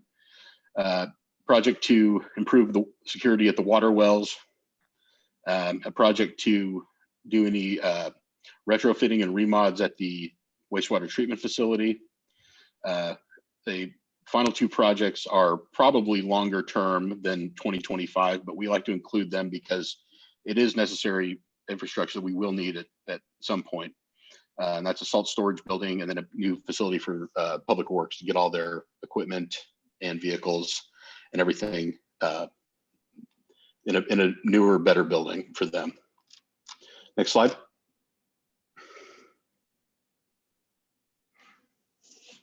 This is a breakdown of the funding sources for all of these projects.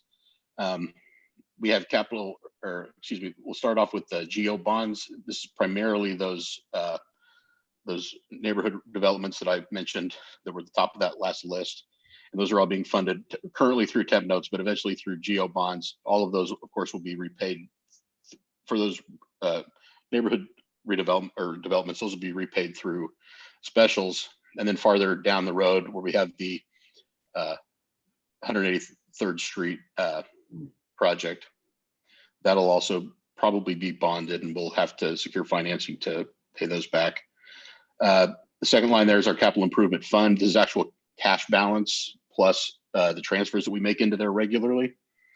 And we get into more of that specifically during the operating budget process over the next couple of months. KDOT is included in that as they'll be participating in one of our street project. I believe that's the it's the RCUT project. Equipment reserve fund, that's going to fund a lot of our public works fleet and equipment replacement. The water reserve fund, we'll be using that as well, probably for that water well security upgrades. And then we also have some of our parks project will pay for with fund balance and transfers that we make into our special parks and recreation fund. And our sewer reserve fund as well, we'll be paying for that sewer line cleaning and inspection that we talked about. And then of course, we have our special highway fund, which is where we pay for those annual street maintenance program. Next slide, please. Here is where we have our fund balances beginning January 1st, 2021 for all the funds that will be participating in this program, and where those fund balances will be based on this program and anticipated revenue and expenditure over that time period. These are not written in stone, obviously, because we haven't even got into the operating budget yet to finalize these plans, but this based on historical spending and what we know going forward. These are estimates of where these fund balances will be. I'd like you to take particular note to the general fund, which, we had at the beginning of this year, we had over $1 million in fund balance there. And so we know that we're going to be spending more money going forward for not only our regular operations, but also funding our capital improvements and our capital improvement fund and our bonded interest fund, which because of some of these projects that we've got included in this plan, and also the capital improvement plan, you'll see loses a considerable amount of fund balance going forward as we are paying and funding these big projects. So about $400,000 a year probably is general fund just to pay off debt service, wouldn't it be? Yes. On those projects. Yeah, the ones that we'll be funding, but again, that's all. We're not going to catch up that right away. It'll take time to get there. And of course, too, remember that we also transfer out of general fund our city sales tax revenue, which we use to fund capital improvement fund for those projects. We also transfer to the street fund for the maintenance program and street fund operations. We also transfer out of general fund into the Parks and Rec fund, where we have been doing a great job recently of growing that fund balance and using that money to pay for parks projects. And you'll see as we go forward. When we bought the park, did we spend the $200,000? Did that come out of that 231, or did that come from somewhere else? No, the park land purchase came out of capital improvement fund. Okay. But as you'll see going forward, we'll be using capital improvement fund and the Parks and Rec fund to pay for park projects. In particular, you'll see that especially in the North Park, as we add amenities and make that the equal of Means Park as going forward, we'll be using both sources depending on what the projects are. And we also like to maintain some fund balance in Parks and Rec fund to pay for smaller projects that aren't going to be in the 100,000 plus range. Just smaller things like when we did the the Frisbee golf. That was funded at least in part by Parks and Rec Fund. That's the only thing I seen that was off that I would like to see change would be the Parks and Rec Fund, because as you notice, it went significantly down. I would like to see it, if not go up, and stay consistent over all of the years of Goddard. You know, I was telling Brian early, you know, I would like to see if we could just do an earmark of 400,000 a year to go to Parks and Rec. That way our community knows that there's projects every year that we plan on spending, or we save up for 3 years and do a bigger project. But that's I mean, I know, like you said, not set in stone, but that's just something I wanted to mention to see if we could work towards that or how we could put that up. I'd like to do that too. It's just until we get a better Right. grip on all of these other projects that we have that we'll talk about. And it's usually easier to dedicate it to capital improvement and move it back and forth and put more in the parks, correct? Right. And we can also talk about increasing the transfer to Parks and Rec, but I don't like to really use Parks and Rec fund specifically for the big high dollar projects. More capital. Just I like to do that capital because it's already got fund balance there. And we also, in addition to building fund balance in Parks and Rec Fund, we also do that in Capital Improvement Fund, which gives us more flexibility as well. Well, yeah, and I guess just always kind of remind me how much we have left in capital improvement to spend on Parks and Rec, and I understand. And like I was telling Brian, I've got a session, we can always tap into that money first. I have an updated breakdown of the unencumbered funds in Capital Improvement Fund, and we'll as I finish up the financials for April, make sure those are updated. I'll get you council a copy of that. Thank you. Next slide, please. Okay, so the first project here, I'm going to go through these quickly. If you please interrupt me if you want me to spend more time on these, like this Arbor Creek and some of these residential developments. This is going to be pretty straightforward. You've already seen this several times. So the Arbor Creek Phase 1, it's our new residential development, and these are the costs associated with it, broken down by type. And you'll see there that it'll add debt service as a budget impact there in that bottom section. But again, those are going to be funded through special assessments. Next slide, please. Same here for Elk Ridge Phase 3. And if you notice there too, I've got project number up there at the top. That's more for me than it is for you guys. That's the project number that we track that through our project management software. So that's just kind of for me to keep my brain straight on it. And again, the same thing here. It's going to be funded through GO bonds and repaid through specials. Next slide, please. Cloverleaf Farms, again, the same thing, funded through GO bonds, repaid through specials. Next slide, please. Rusty Creek, again, same thing with that. It's a new residential development. And also, I will note here that this plan does include up to $200,000 in compensation from the city for a portion of the project that the council's been discussed. We still haven't finalized what exactly that number is going to be or what exactly we're going to be paying for, but I included it and put some budget authority aside so to take that into account. Next slide, please.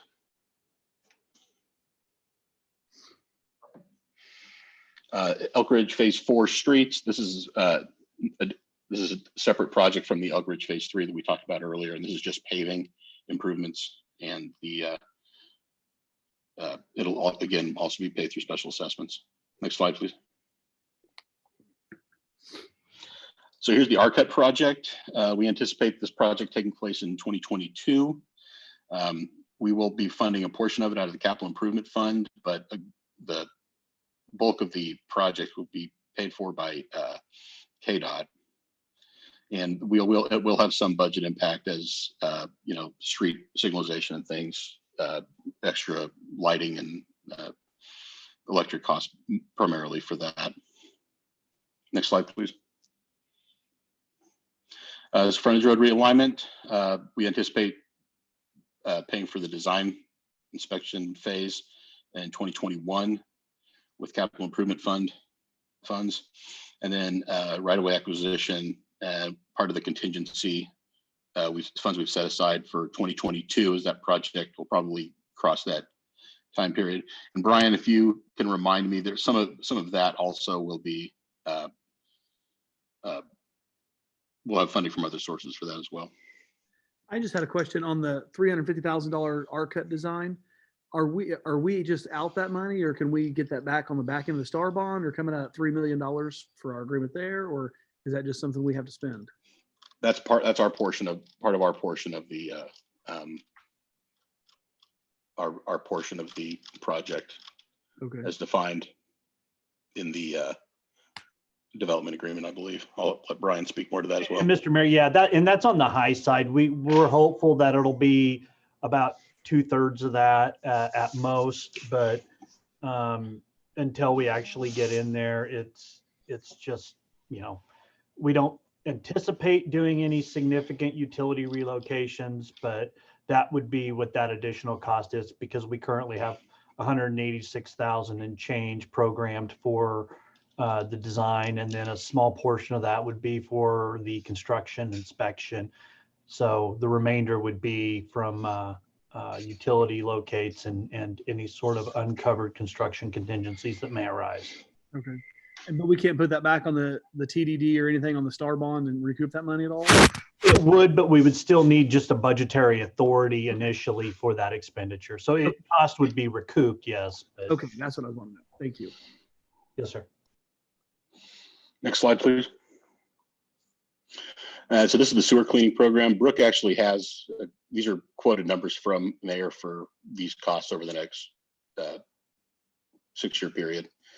And that's where that comes from. And then something we'd like to maintain going forward as well. And you'll have the opportunity to approve each of these as they come up every year. But again, this is something we should have been doing all along. We have done it in the past, but now that we've got more fund balance in the sewer replacement reserve fund, we'll be able to get back on this again. There's some other things too that we'll be doing regularly, manhole rehab, et cetera.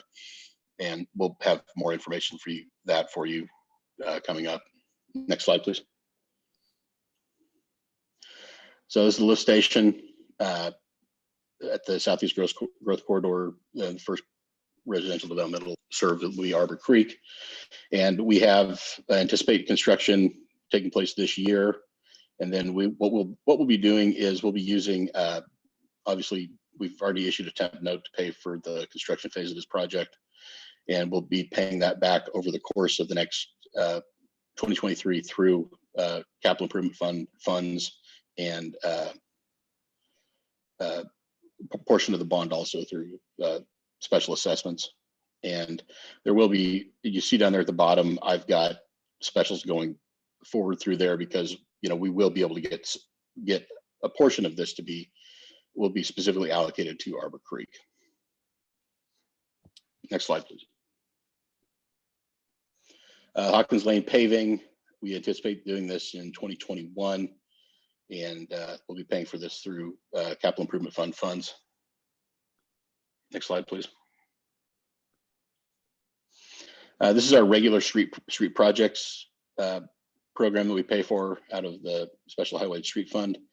We always budget $200,000, and we've gone in the past. If we've had additional fund balance, we've been able to do slightly bigger, or had to do slightly smaller projects depending on what was up on the schedule for improvements that year. And you'll hear more about this specifically to 2020 in coming months. Next slide, please. This is just what we're essentially doing here. This is the Public Works equipment replacement of their fleet and their equipment. This is a budgeted fund, the equipment reserve fund, or at least where we're transferring from our budgeted funds. So we just like to point out that we do plan on using this. The fund has a relatively healthy fund balance.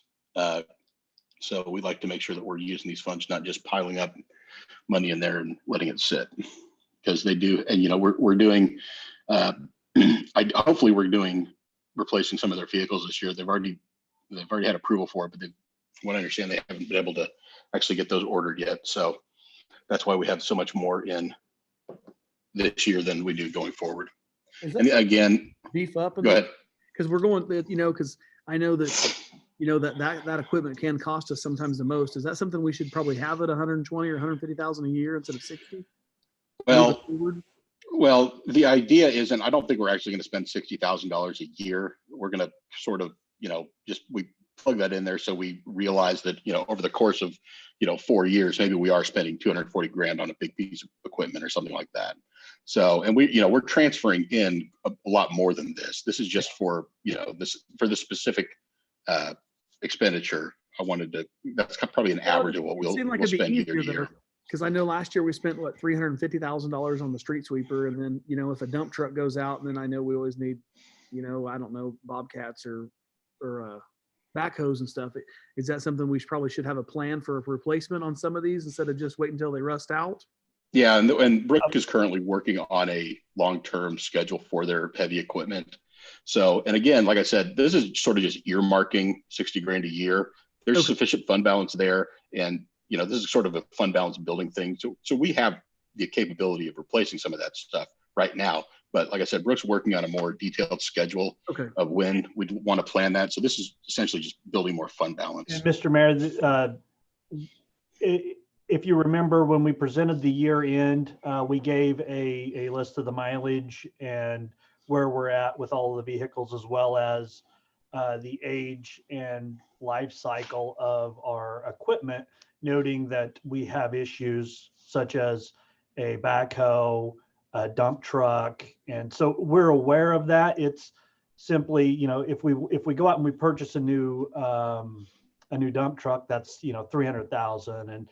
And if we purchase a new backhoe, do we look at a lease purchase? So as we present these things, we'll be giving options for both life cycle costing of a purchase versus a lease purchase. So you're able to see something that may be more suited to the direction the council wants to go with respect to cash flow on these large ticket items. I understand it's hard to plan annually for a budget for a 10-year piece of equipment that's going to cost 300,000. So I understand that's kind of hard to do. When you budget, you got to spend the money. So I can see why you keep it in the equipment reserve for flexibility, I assume. And you're exactly right, though. It's better to have a plan than and not need it than not have a plan and need one. Yeah. And Mayor, and as both Brian and Matt mentioned, we are putting together a schedule of replacement dates or expected replacement dates for some of these items, and we'll bring it to council as that comes together. Thank you. Hey, Matt, this is Larry. Hey, on that Hawkins Lane thing, I'm not understanding why we're paving something that we don't own. I'll let Brian address that.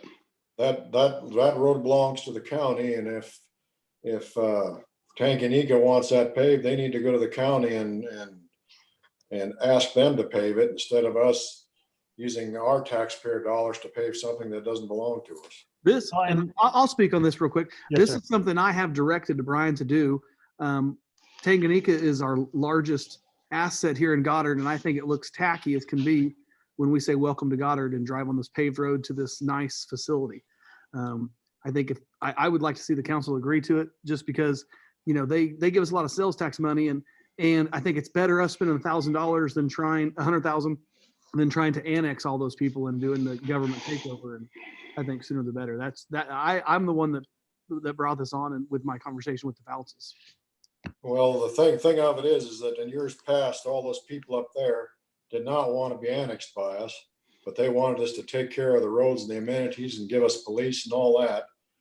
And so that's why we de-annexed them. We had annexed it at one time, but we de-annexed it because they became such a pain in the butt up there, wanting free stuff, and our taxpayers were paying for their free stuff, and we decided we weren't going to do that.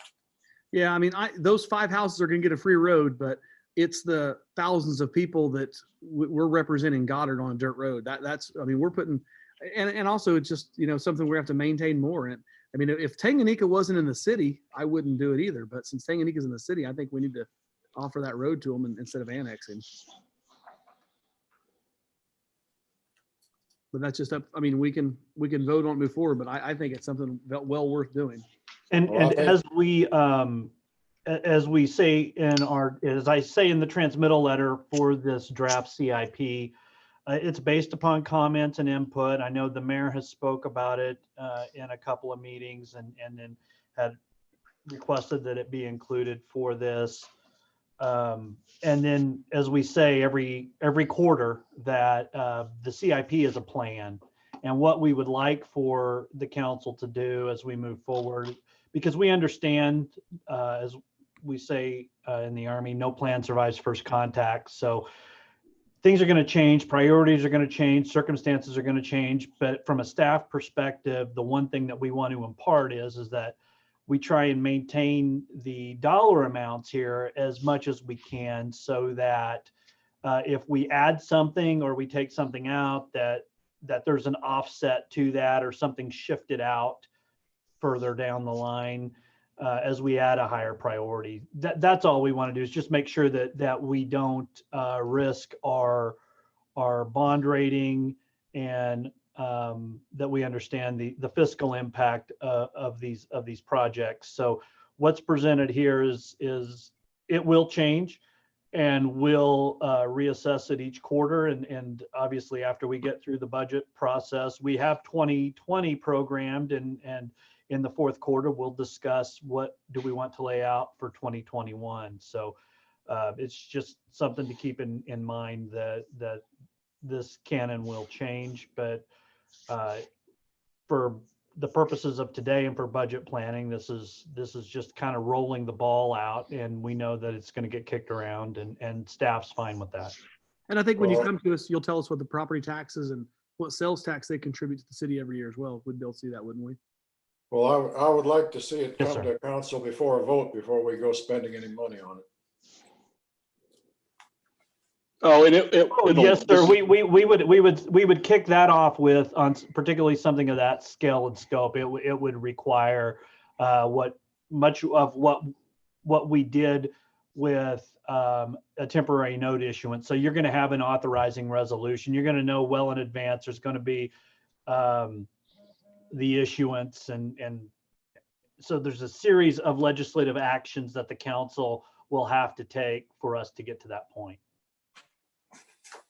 Yeah, Okay, Larry, the only reason it's in here is because I knew that it was going to be up for discussion, and I wanted to, in case we did do something with it, I wanted to make that noted in our, fund balance calculations, that it was going to be a part of that. So. Well, my only problem with that is that we were promising people a community center, and instead we're paving a road that doesn't belong to us. Yeah, I completely understand. I guess I said I'm not even, again, it's only in there for our calculations for that. I mean, if we don't do it, or, and if I had had a better idea of what was going to be happening with that community center, I'd probably have that included in this document too. But again, it's a living document. It's a plan, and there's no reason it can't be added, even, as a part of our budget process this year. And I'm sure it's going to get added somewhere, or at least planning for it's going to be added somewhere into one of these documents. And I agree with you too, Larry. I'd like to see, if you notice in our community improvement, there was nothing about community center or anything. So I think that's a conversation we need to continue. I'm sorry, go ahead, Matt. Okay. And this is a kind of a tentative plan for the Northside Park. We should have some sufficient fund balance beginning in 2021 to do some of the initial stuff, platting, boundary fencing. And then we can kick it up a little bit more in 2022, more design, start talking about facilities and equipment, trails, et cetera. Any kind of prep we'll need to do to the site, earth moving of any kind, adding amenities, and we're going to include a little bit of contingency money there. Again, if you look down there at the funding source, we have earmarked funds from the Special Parks and Recreation Fund and the Capital Improvement Fund. And my thought is, and again, this is just initial, and it really doesn't take into account anything, because we just don't know what position we're going to be in as we move into this, is that we have kind of an initial phase where we add a lot of improvements over this first couple of years, and then we'll reassess annually to what we need to do to kind of flush out and plan out that park more. So, and again, any input from the council and park board, et cetera, will help us kind of plan that out. But I'm kind of just trying to give us a roadmap to give us some opportunities to do different things. Next slide. And again, two, a little bit farther down the road, I know the dog park has been in and out of this document over the years. But I think that between building some fund balance in the capital improvement fund and the Parks and Rec fund, we should be able to knock that out on the land that we have already, which, you know, that was a big upfront cost with the North Park, was that land purchase. And so since we've already got this land, it should be a lot easier to get this project done and completed quickly than having to stretch it out over time. Next slide, please.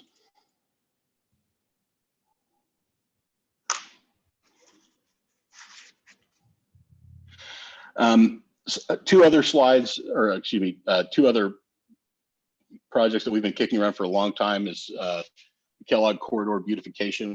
We called it the Front Door Project, the Front Porch Project, just sort of a aesthetic design project to make the Kellogg Corridor look better and sort of build something that would be sort of a gateway to the city. We've had pictures of monuments that we've looked at. I don't know if anybody's seen Andover's monument on 21st Street going into the north side of Andover, but that's kind of what I've had in my mind as part of this project since then. And if you go into the next slide, we have the Main Street Corridor Beautification.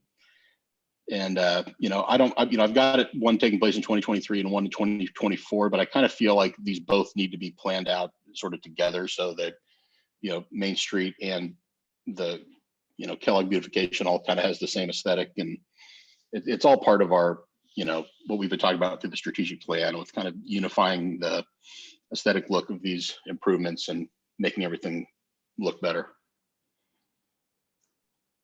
Next slide, please. 183rd Street redesign. That, like I said, that's Kellogg to Maple on 183rd Street. I know that, you know, with our park and everything, that there's plans for widening and everything else. So this is just a breakdown of where those costs are going to be and how we're going to be funding that. Next slide, please. And this is something that we actually would love to do earlier, but because of other commitments, we probably will have to push this down the road a little bit. And it won't be an annual project, but it'd be as we build fund balance over a couple of years through, you know, because we fund the capital improvement fund with transfers. And that includes transfers from the street fund, and going forward, it'll also be the water and sewer fund. And we still fund it through the general fund as well. But as we build fund balance every couple of years, we'd like to hit a big street project that needs something significant. So I'm not saying it's necessarily going to be $350,000, but it'll be more than just an overlay or crack ceiling or things like that. So I think everybody, you know, we've talked a lot about rebuilding stuff that needs to be done in the, you know, south part of town, area around City Hall, where, you know, some of those roads haven't ever been paved. And so this would be those type of projects. I think that's probably the one we look at first, but again, it'll be down the road as we build more fund balance. Next slide, please.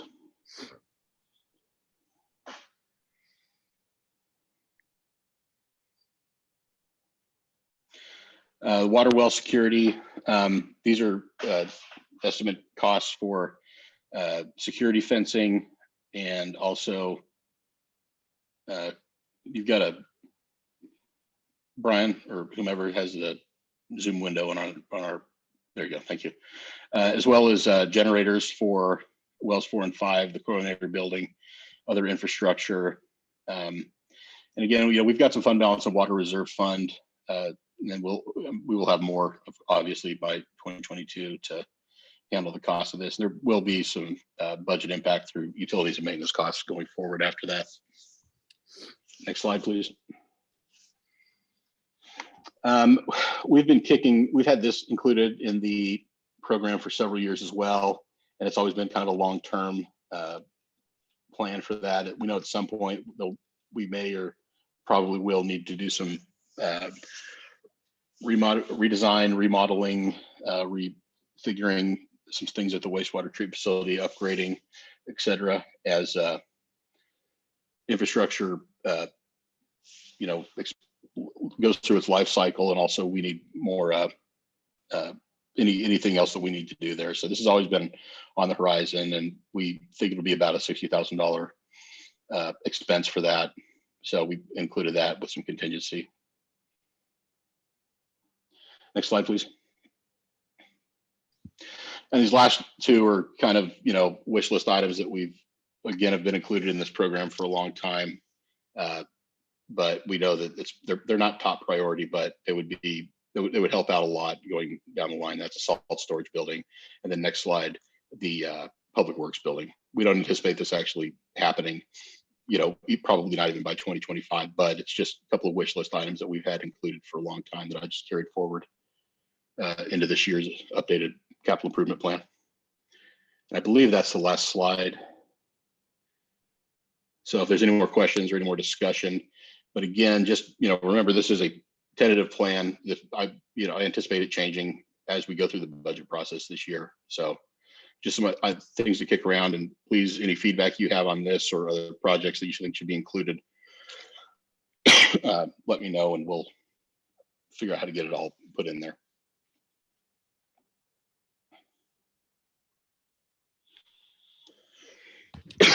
Thank you so much. Item H9, Lions Club funding request for 4th of July fireworks show. Eric, you still there?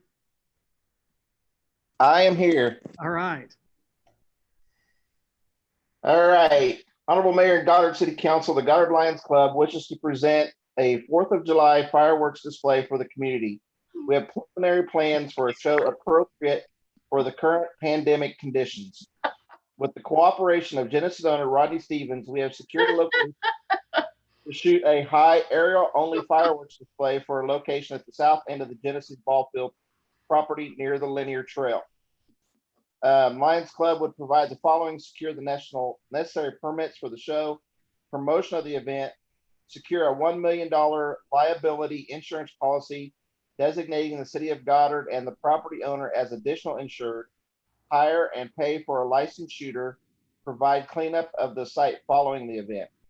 The Lions Club is seeking $5,000 from the city to fund the show, the actual fireworks for the show. The event would be promoted as a watch from your car, limited parking available, and watch from the comfort of your lawn chair in your yard in Goddard. With the COVID-19 pandemic and after conferring with our insurance carrier, we have decided that no food concessions or on-site entertainment should be provided. We appreciate your consideration as Lion Club strives to continue this important community tradition.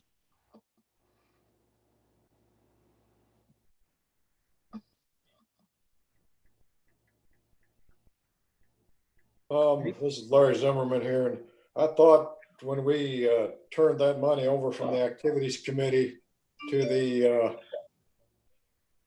chamber, that the chamber was going to take care of that as part of their responsibility, because the activities committee was paying for $2,500 of that fireworks fee, and we turned that over to the chamber, and now the city's going to front the whole thing. And I'm not understanding why we're having to do that when we turned that over to the chamber after giving them $20-some thousand. Well, this was one of the events that the chamber was not interested in taking over. They said the Lions Club can continue doing it. So as far as I was understood, that wasn't part of that. So.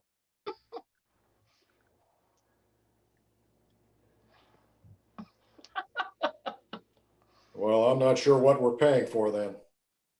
But that $20,000 we gave the chamber.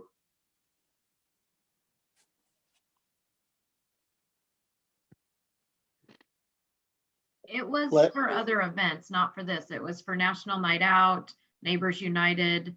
Well, this is, basically the Lions Club saying, if we want to provide fireworks for our citizens, they'll do it. If not, that's it. It's simple as that. We want to spend the $5,000 to provide a show for our citizens or not. Has nothing to do with the chamber. I spoke with Angie today because I was kind of concerned with the situation as well, along with Larry. And Angie informed me that if the Lions Club reaches out, I don't know about any past conversations that the chamber or the Lions Club has had, but I asked Angie and I told her that, I would appreciate it. And my understanding is that they would be involved in the activities that were happening in the community, and she didn't seem opposed to it. So I also contacted Eric earlier today and asked him maybe if he could reach out to Angie again and see if the chamber is going to participate at all. Well, I don't think there is any participation, like what Eric's saying and all this COVID stuff. I think we're just planning on, not organizing food or any kind of booths or anything. That way we don't have to change the event. It's just a fireworks show. I think it's simple as that, right, Eric? Right.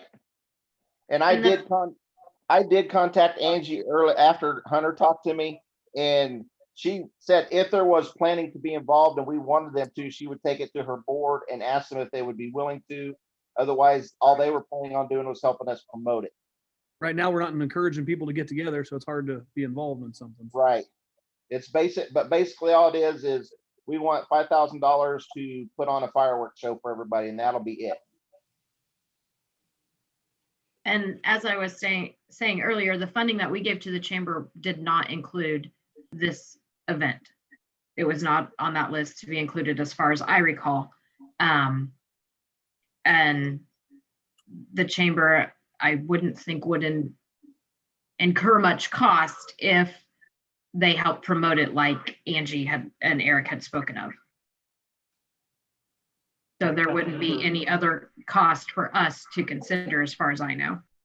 Councilmember Leland's correct. It's the 4 events were the Mayor's Christmas tree lighting absorbed into Christmas on Main Street. Then they would have Neighbors United, followed by National Night Out, and a Fall Fest coordination. And then we gave an extra $6,000 for just a miscellaneous event. Those were the right. And if it's not Fall Fest coordination, I think it's like an Eisenhower Goddard. Yes, you're correct. The game. Yeah. Not Harvard Yale, not Army Navy, but Goddard Eisenhower. Right. The game. But we incorporated all that from the activities committee in there, and that included the Easter egg hunt and all that. So apparently the Easter egg hunt isn't included in that either. So we gave away all that money that we were giving to the activities committee to do that. And now we're not getting any of it. Well, the activities committee we dissolved because of financial accountability and just the ease of that. I think I said repeatedly that we would still contribute to the Lions Club and do their events among like the community dinner, Easter dinner, and any events they wanted to come to us. Because I think anybody that wants to come and bring events to Goddard, that we're going to be receptive about that. But we gave away $20,000. I think it was 30, but yeah. I mean, I don't say it given away. I consider it investing in our community. Either we want to be here to support a chamber or not. And I think saying we're giving money to the chamber is kind of like saying we don't want to support them. I'll make it simple. I mean, I'll motion to approve the $5,000 to the Lions Club, but I'd like to see the chamber at least try to participate in promoting the event. I think they will. Yeah. And if I got to call Angie again tomorrow and make sure that that they're on board with that, I will. So. Well, and I know if they do any coordination, it'll be very last minute because, as you know, we'll have to wait till June to decide what we can really do. Yeah. That's the problem. They don't want to just, the chamber doesn't like to just throw things together like that. They want to be able to organize it, and it's hard to organize anything successful in 2 weeks. Well, I second his motion. Okay. Motion by Hunter, second by Brent. All those in favor, aye. Aye. Aye. Opposed, same sign. Aye. Motion carries. Thank you, guys. Thank you, Eric.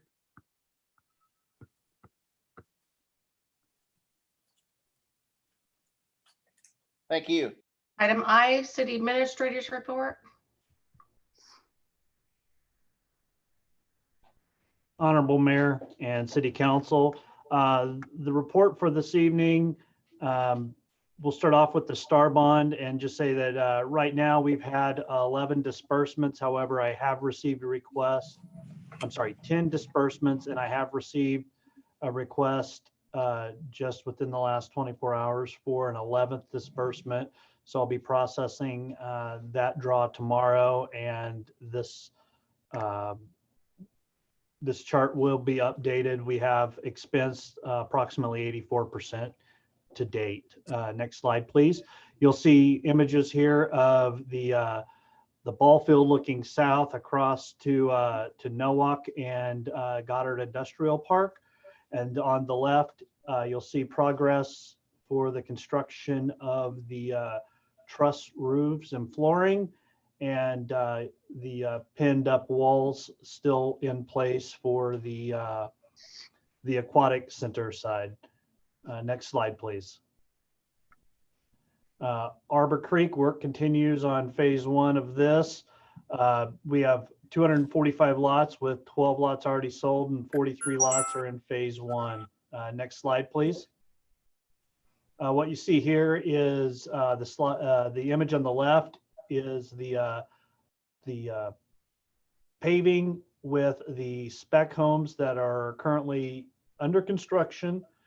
And the image on the right is looking from the end of phase 1 back northwest to the entrance of the subdivision itself, which you can kind of see blurrily there on the horizon, kind of in line with the water tower, which is the big bright white dot in the center of the image there toward the top. Next image, please. Cloverleaf.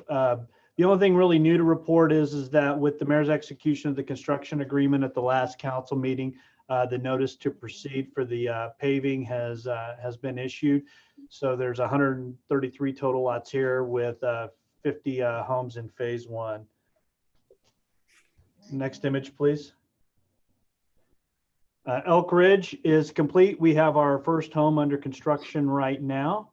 And so we are looking forward to seeing that phase built out as well. And hopefully we'll be able to see some expansion to the north if they can come to terms on a property price. But again, we're not anticipating that anytime soon. Next image, please. Rustic Creek, we'll have the development agreement with Rustic Creek in place and before you at the June 1st meeting. After the approval of the development agreement, if it's accepted as presented, at that time we'll follow up with approval of the petitions. If there are changes to the development agreement, the developer will then need to resubmit petitions that conform with the development agreement, because once we accept the petitions and the terms within the petitions, then the city at that point is legally obligated. We anticipate there being 35 lots in phase 1, and for the city's $200,000, roughly $200,000 contribution, 20 homes will break even for the city's participation there.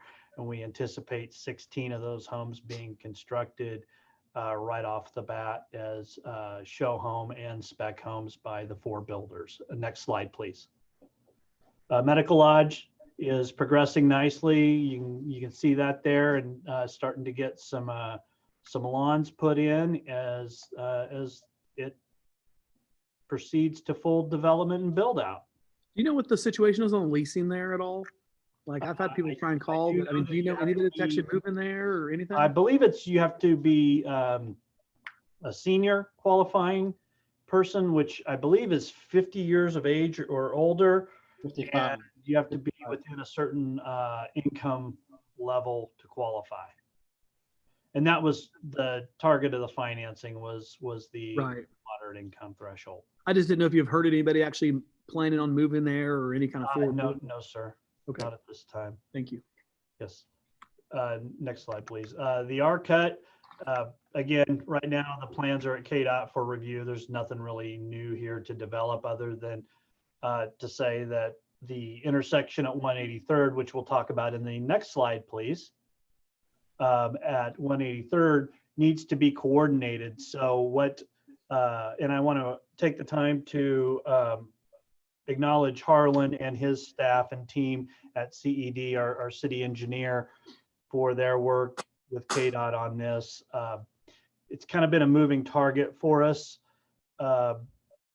because the intersection, which was a component of our initial application, was initially approved, but then we have to sync that design with the parameters of the R-Cut study. And so with that, what staff is doing to help facilitate development in the area, KDOT is working with us to construct the frontage road this year and then have a second application for the turn lanes, because the funding conduit streams for these projects are capped at $2 million, and the turn lanes alone are going to be upwards of that by the time we get the design and the inspection in on that.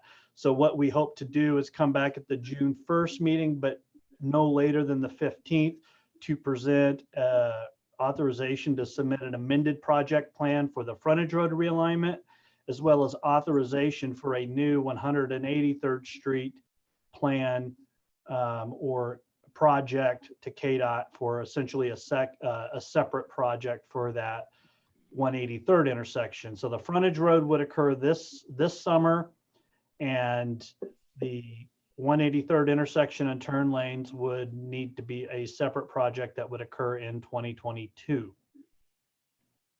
Next slide, please.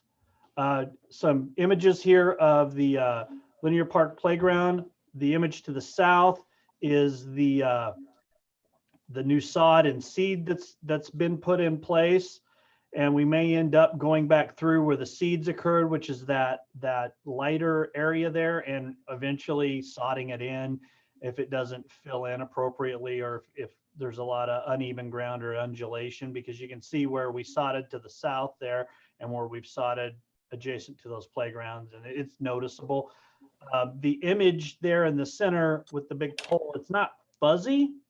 That's the spider web netting that we received a lot of acclaim for its size and scope.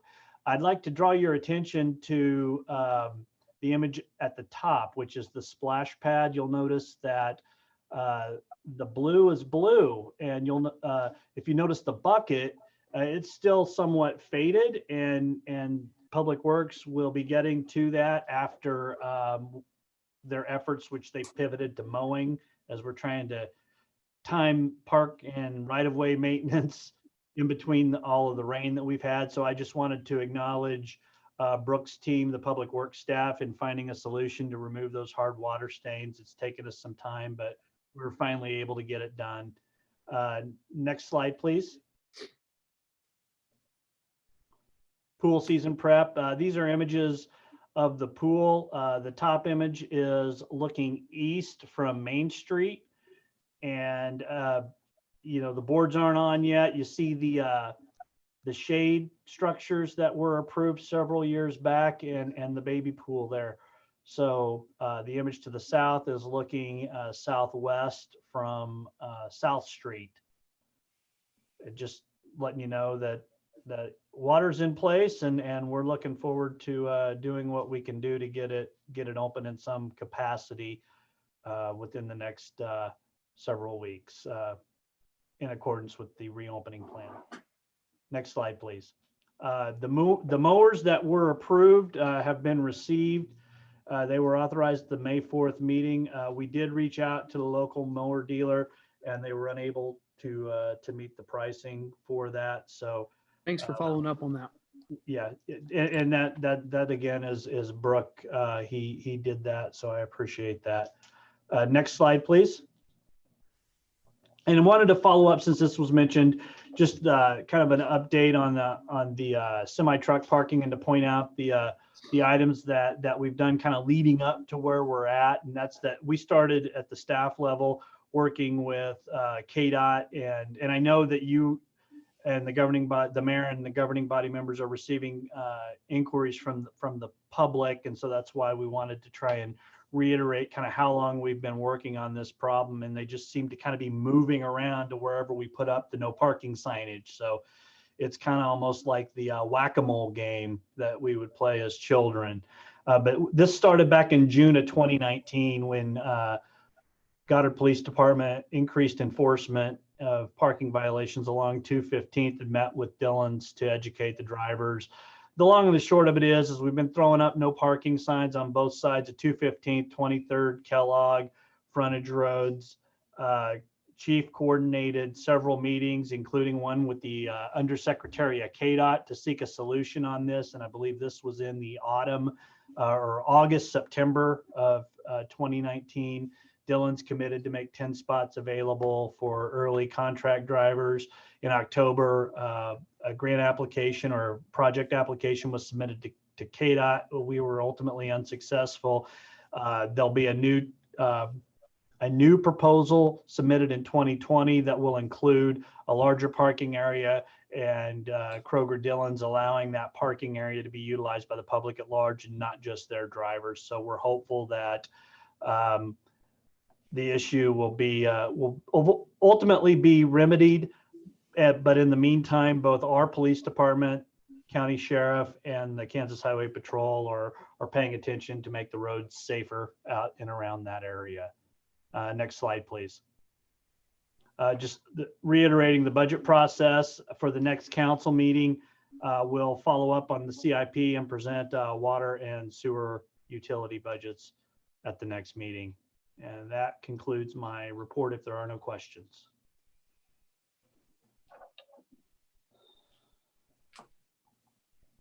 Thank you. Thank you, Brian. Item J, governing body comments. Larry, what do you have for us? Well, the only thing I have is I have a concern about the monies that we're giving out to the different entities. Right now, my tabulation is that we're giving out close to $100,000, which is equal to 3 mills to different entities, instead of using some of that money to do things to improve the city as far as structurally or whatever.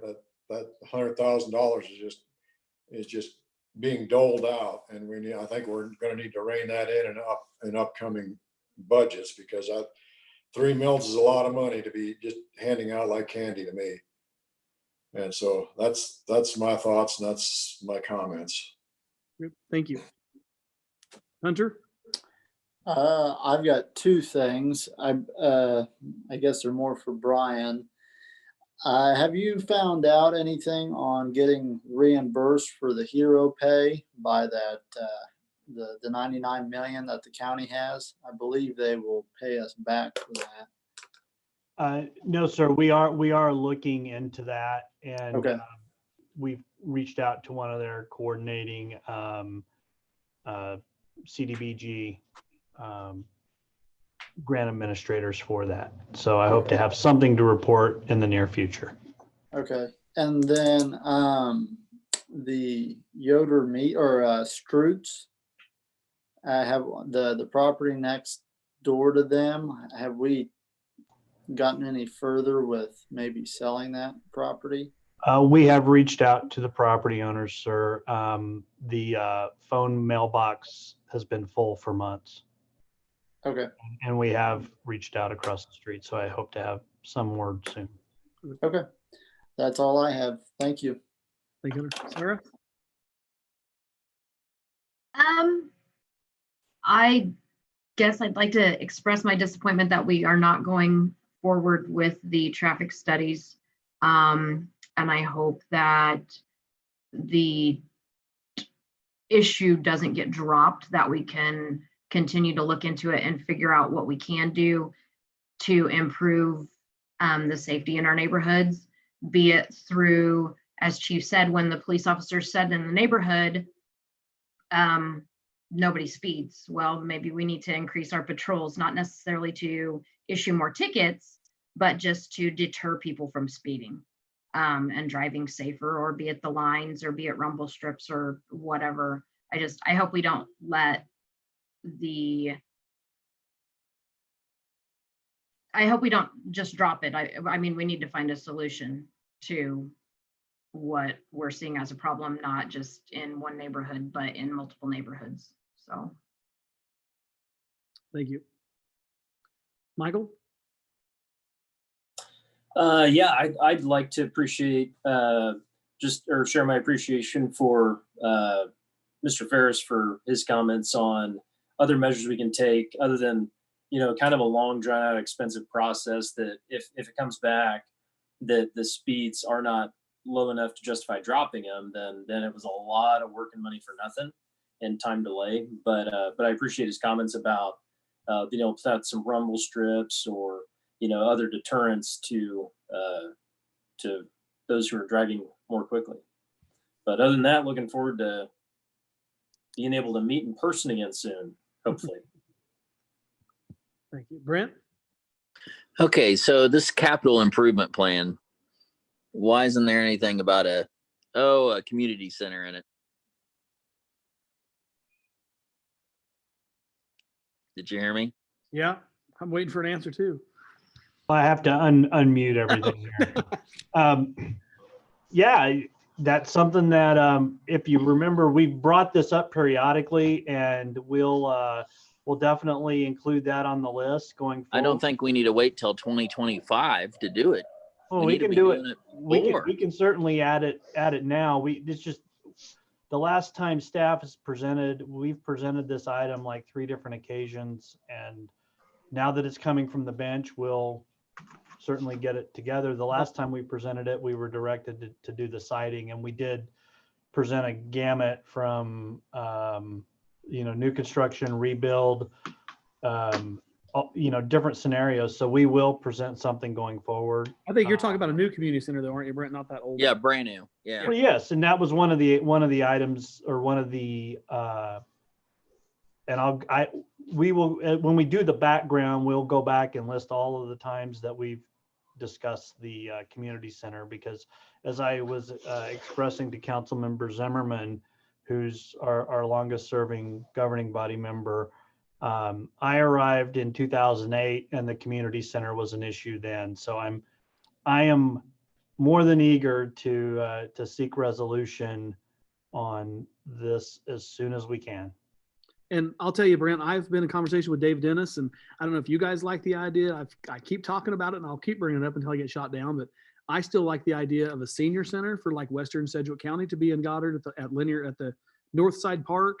I don't know if it's $1 million or what that we could do, and if the county would contribute $100,000 a year for 10 years, or I don't know, thinking outside the box, however they can fund that. But the whole idea would be a community or a senior center ran by a separate board that we're not involved with, on the park land, and then we can have shared, amenities like the bathrooms and parking lot that would save us, and just general infrastructure. Is there enough land for that?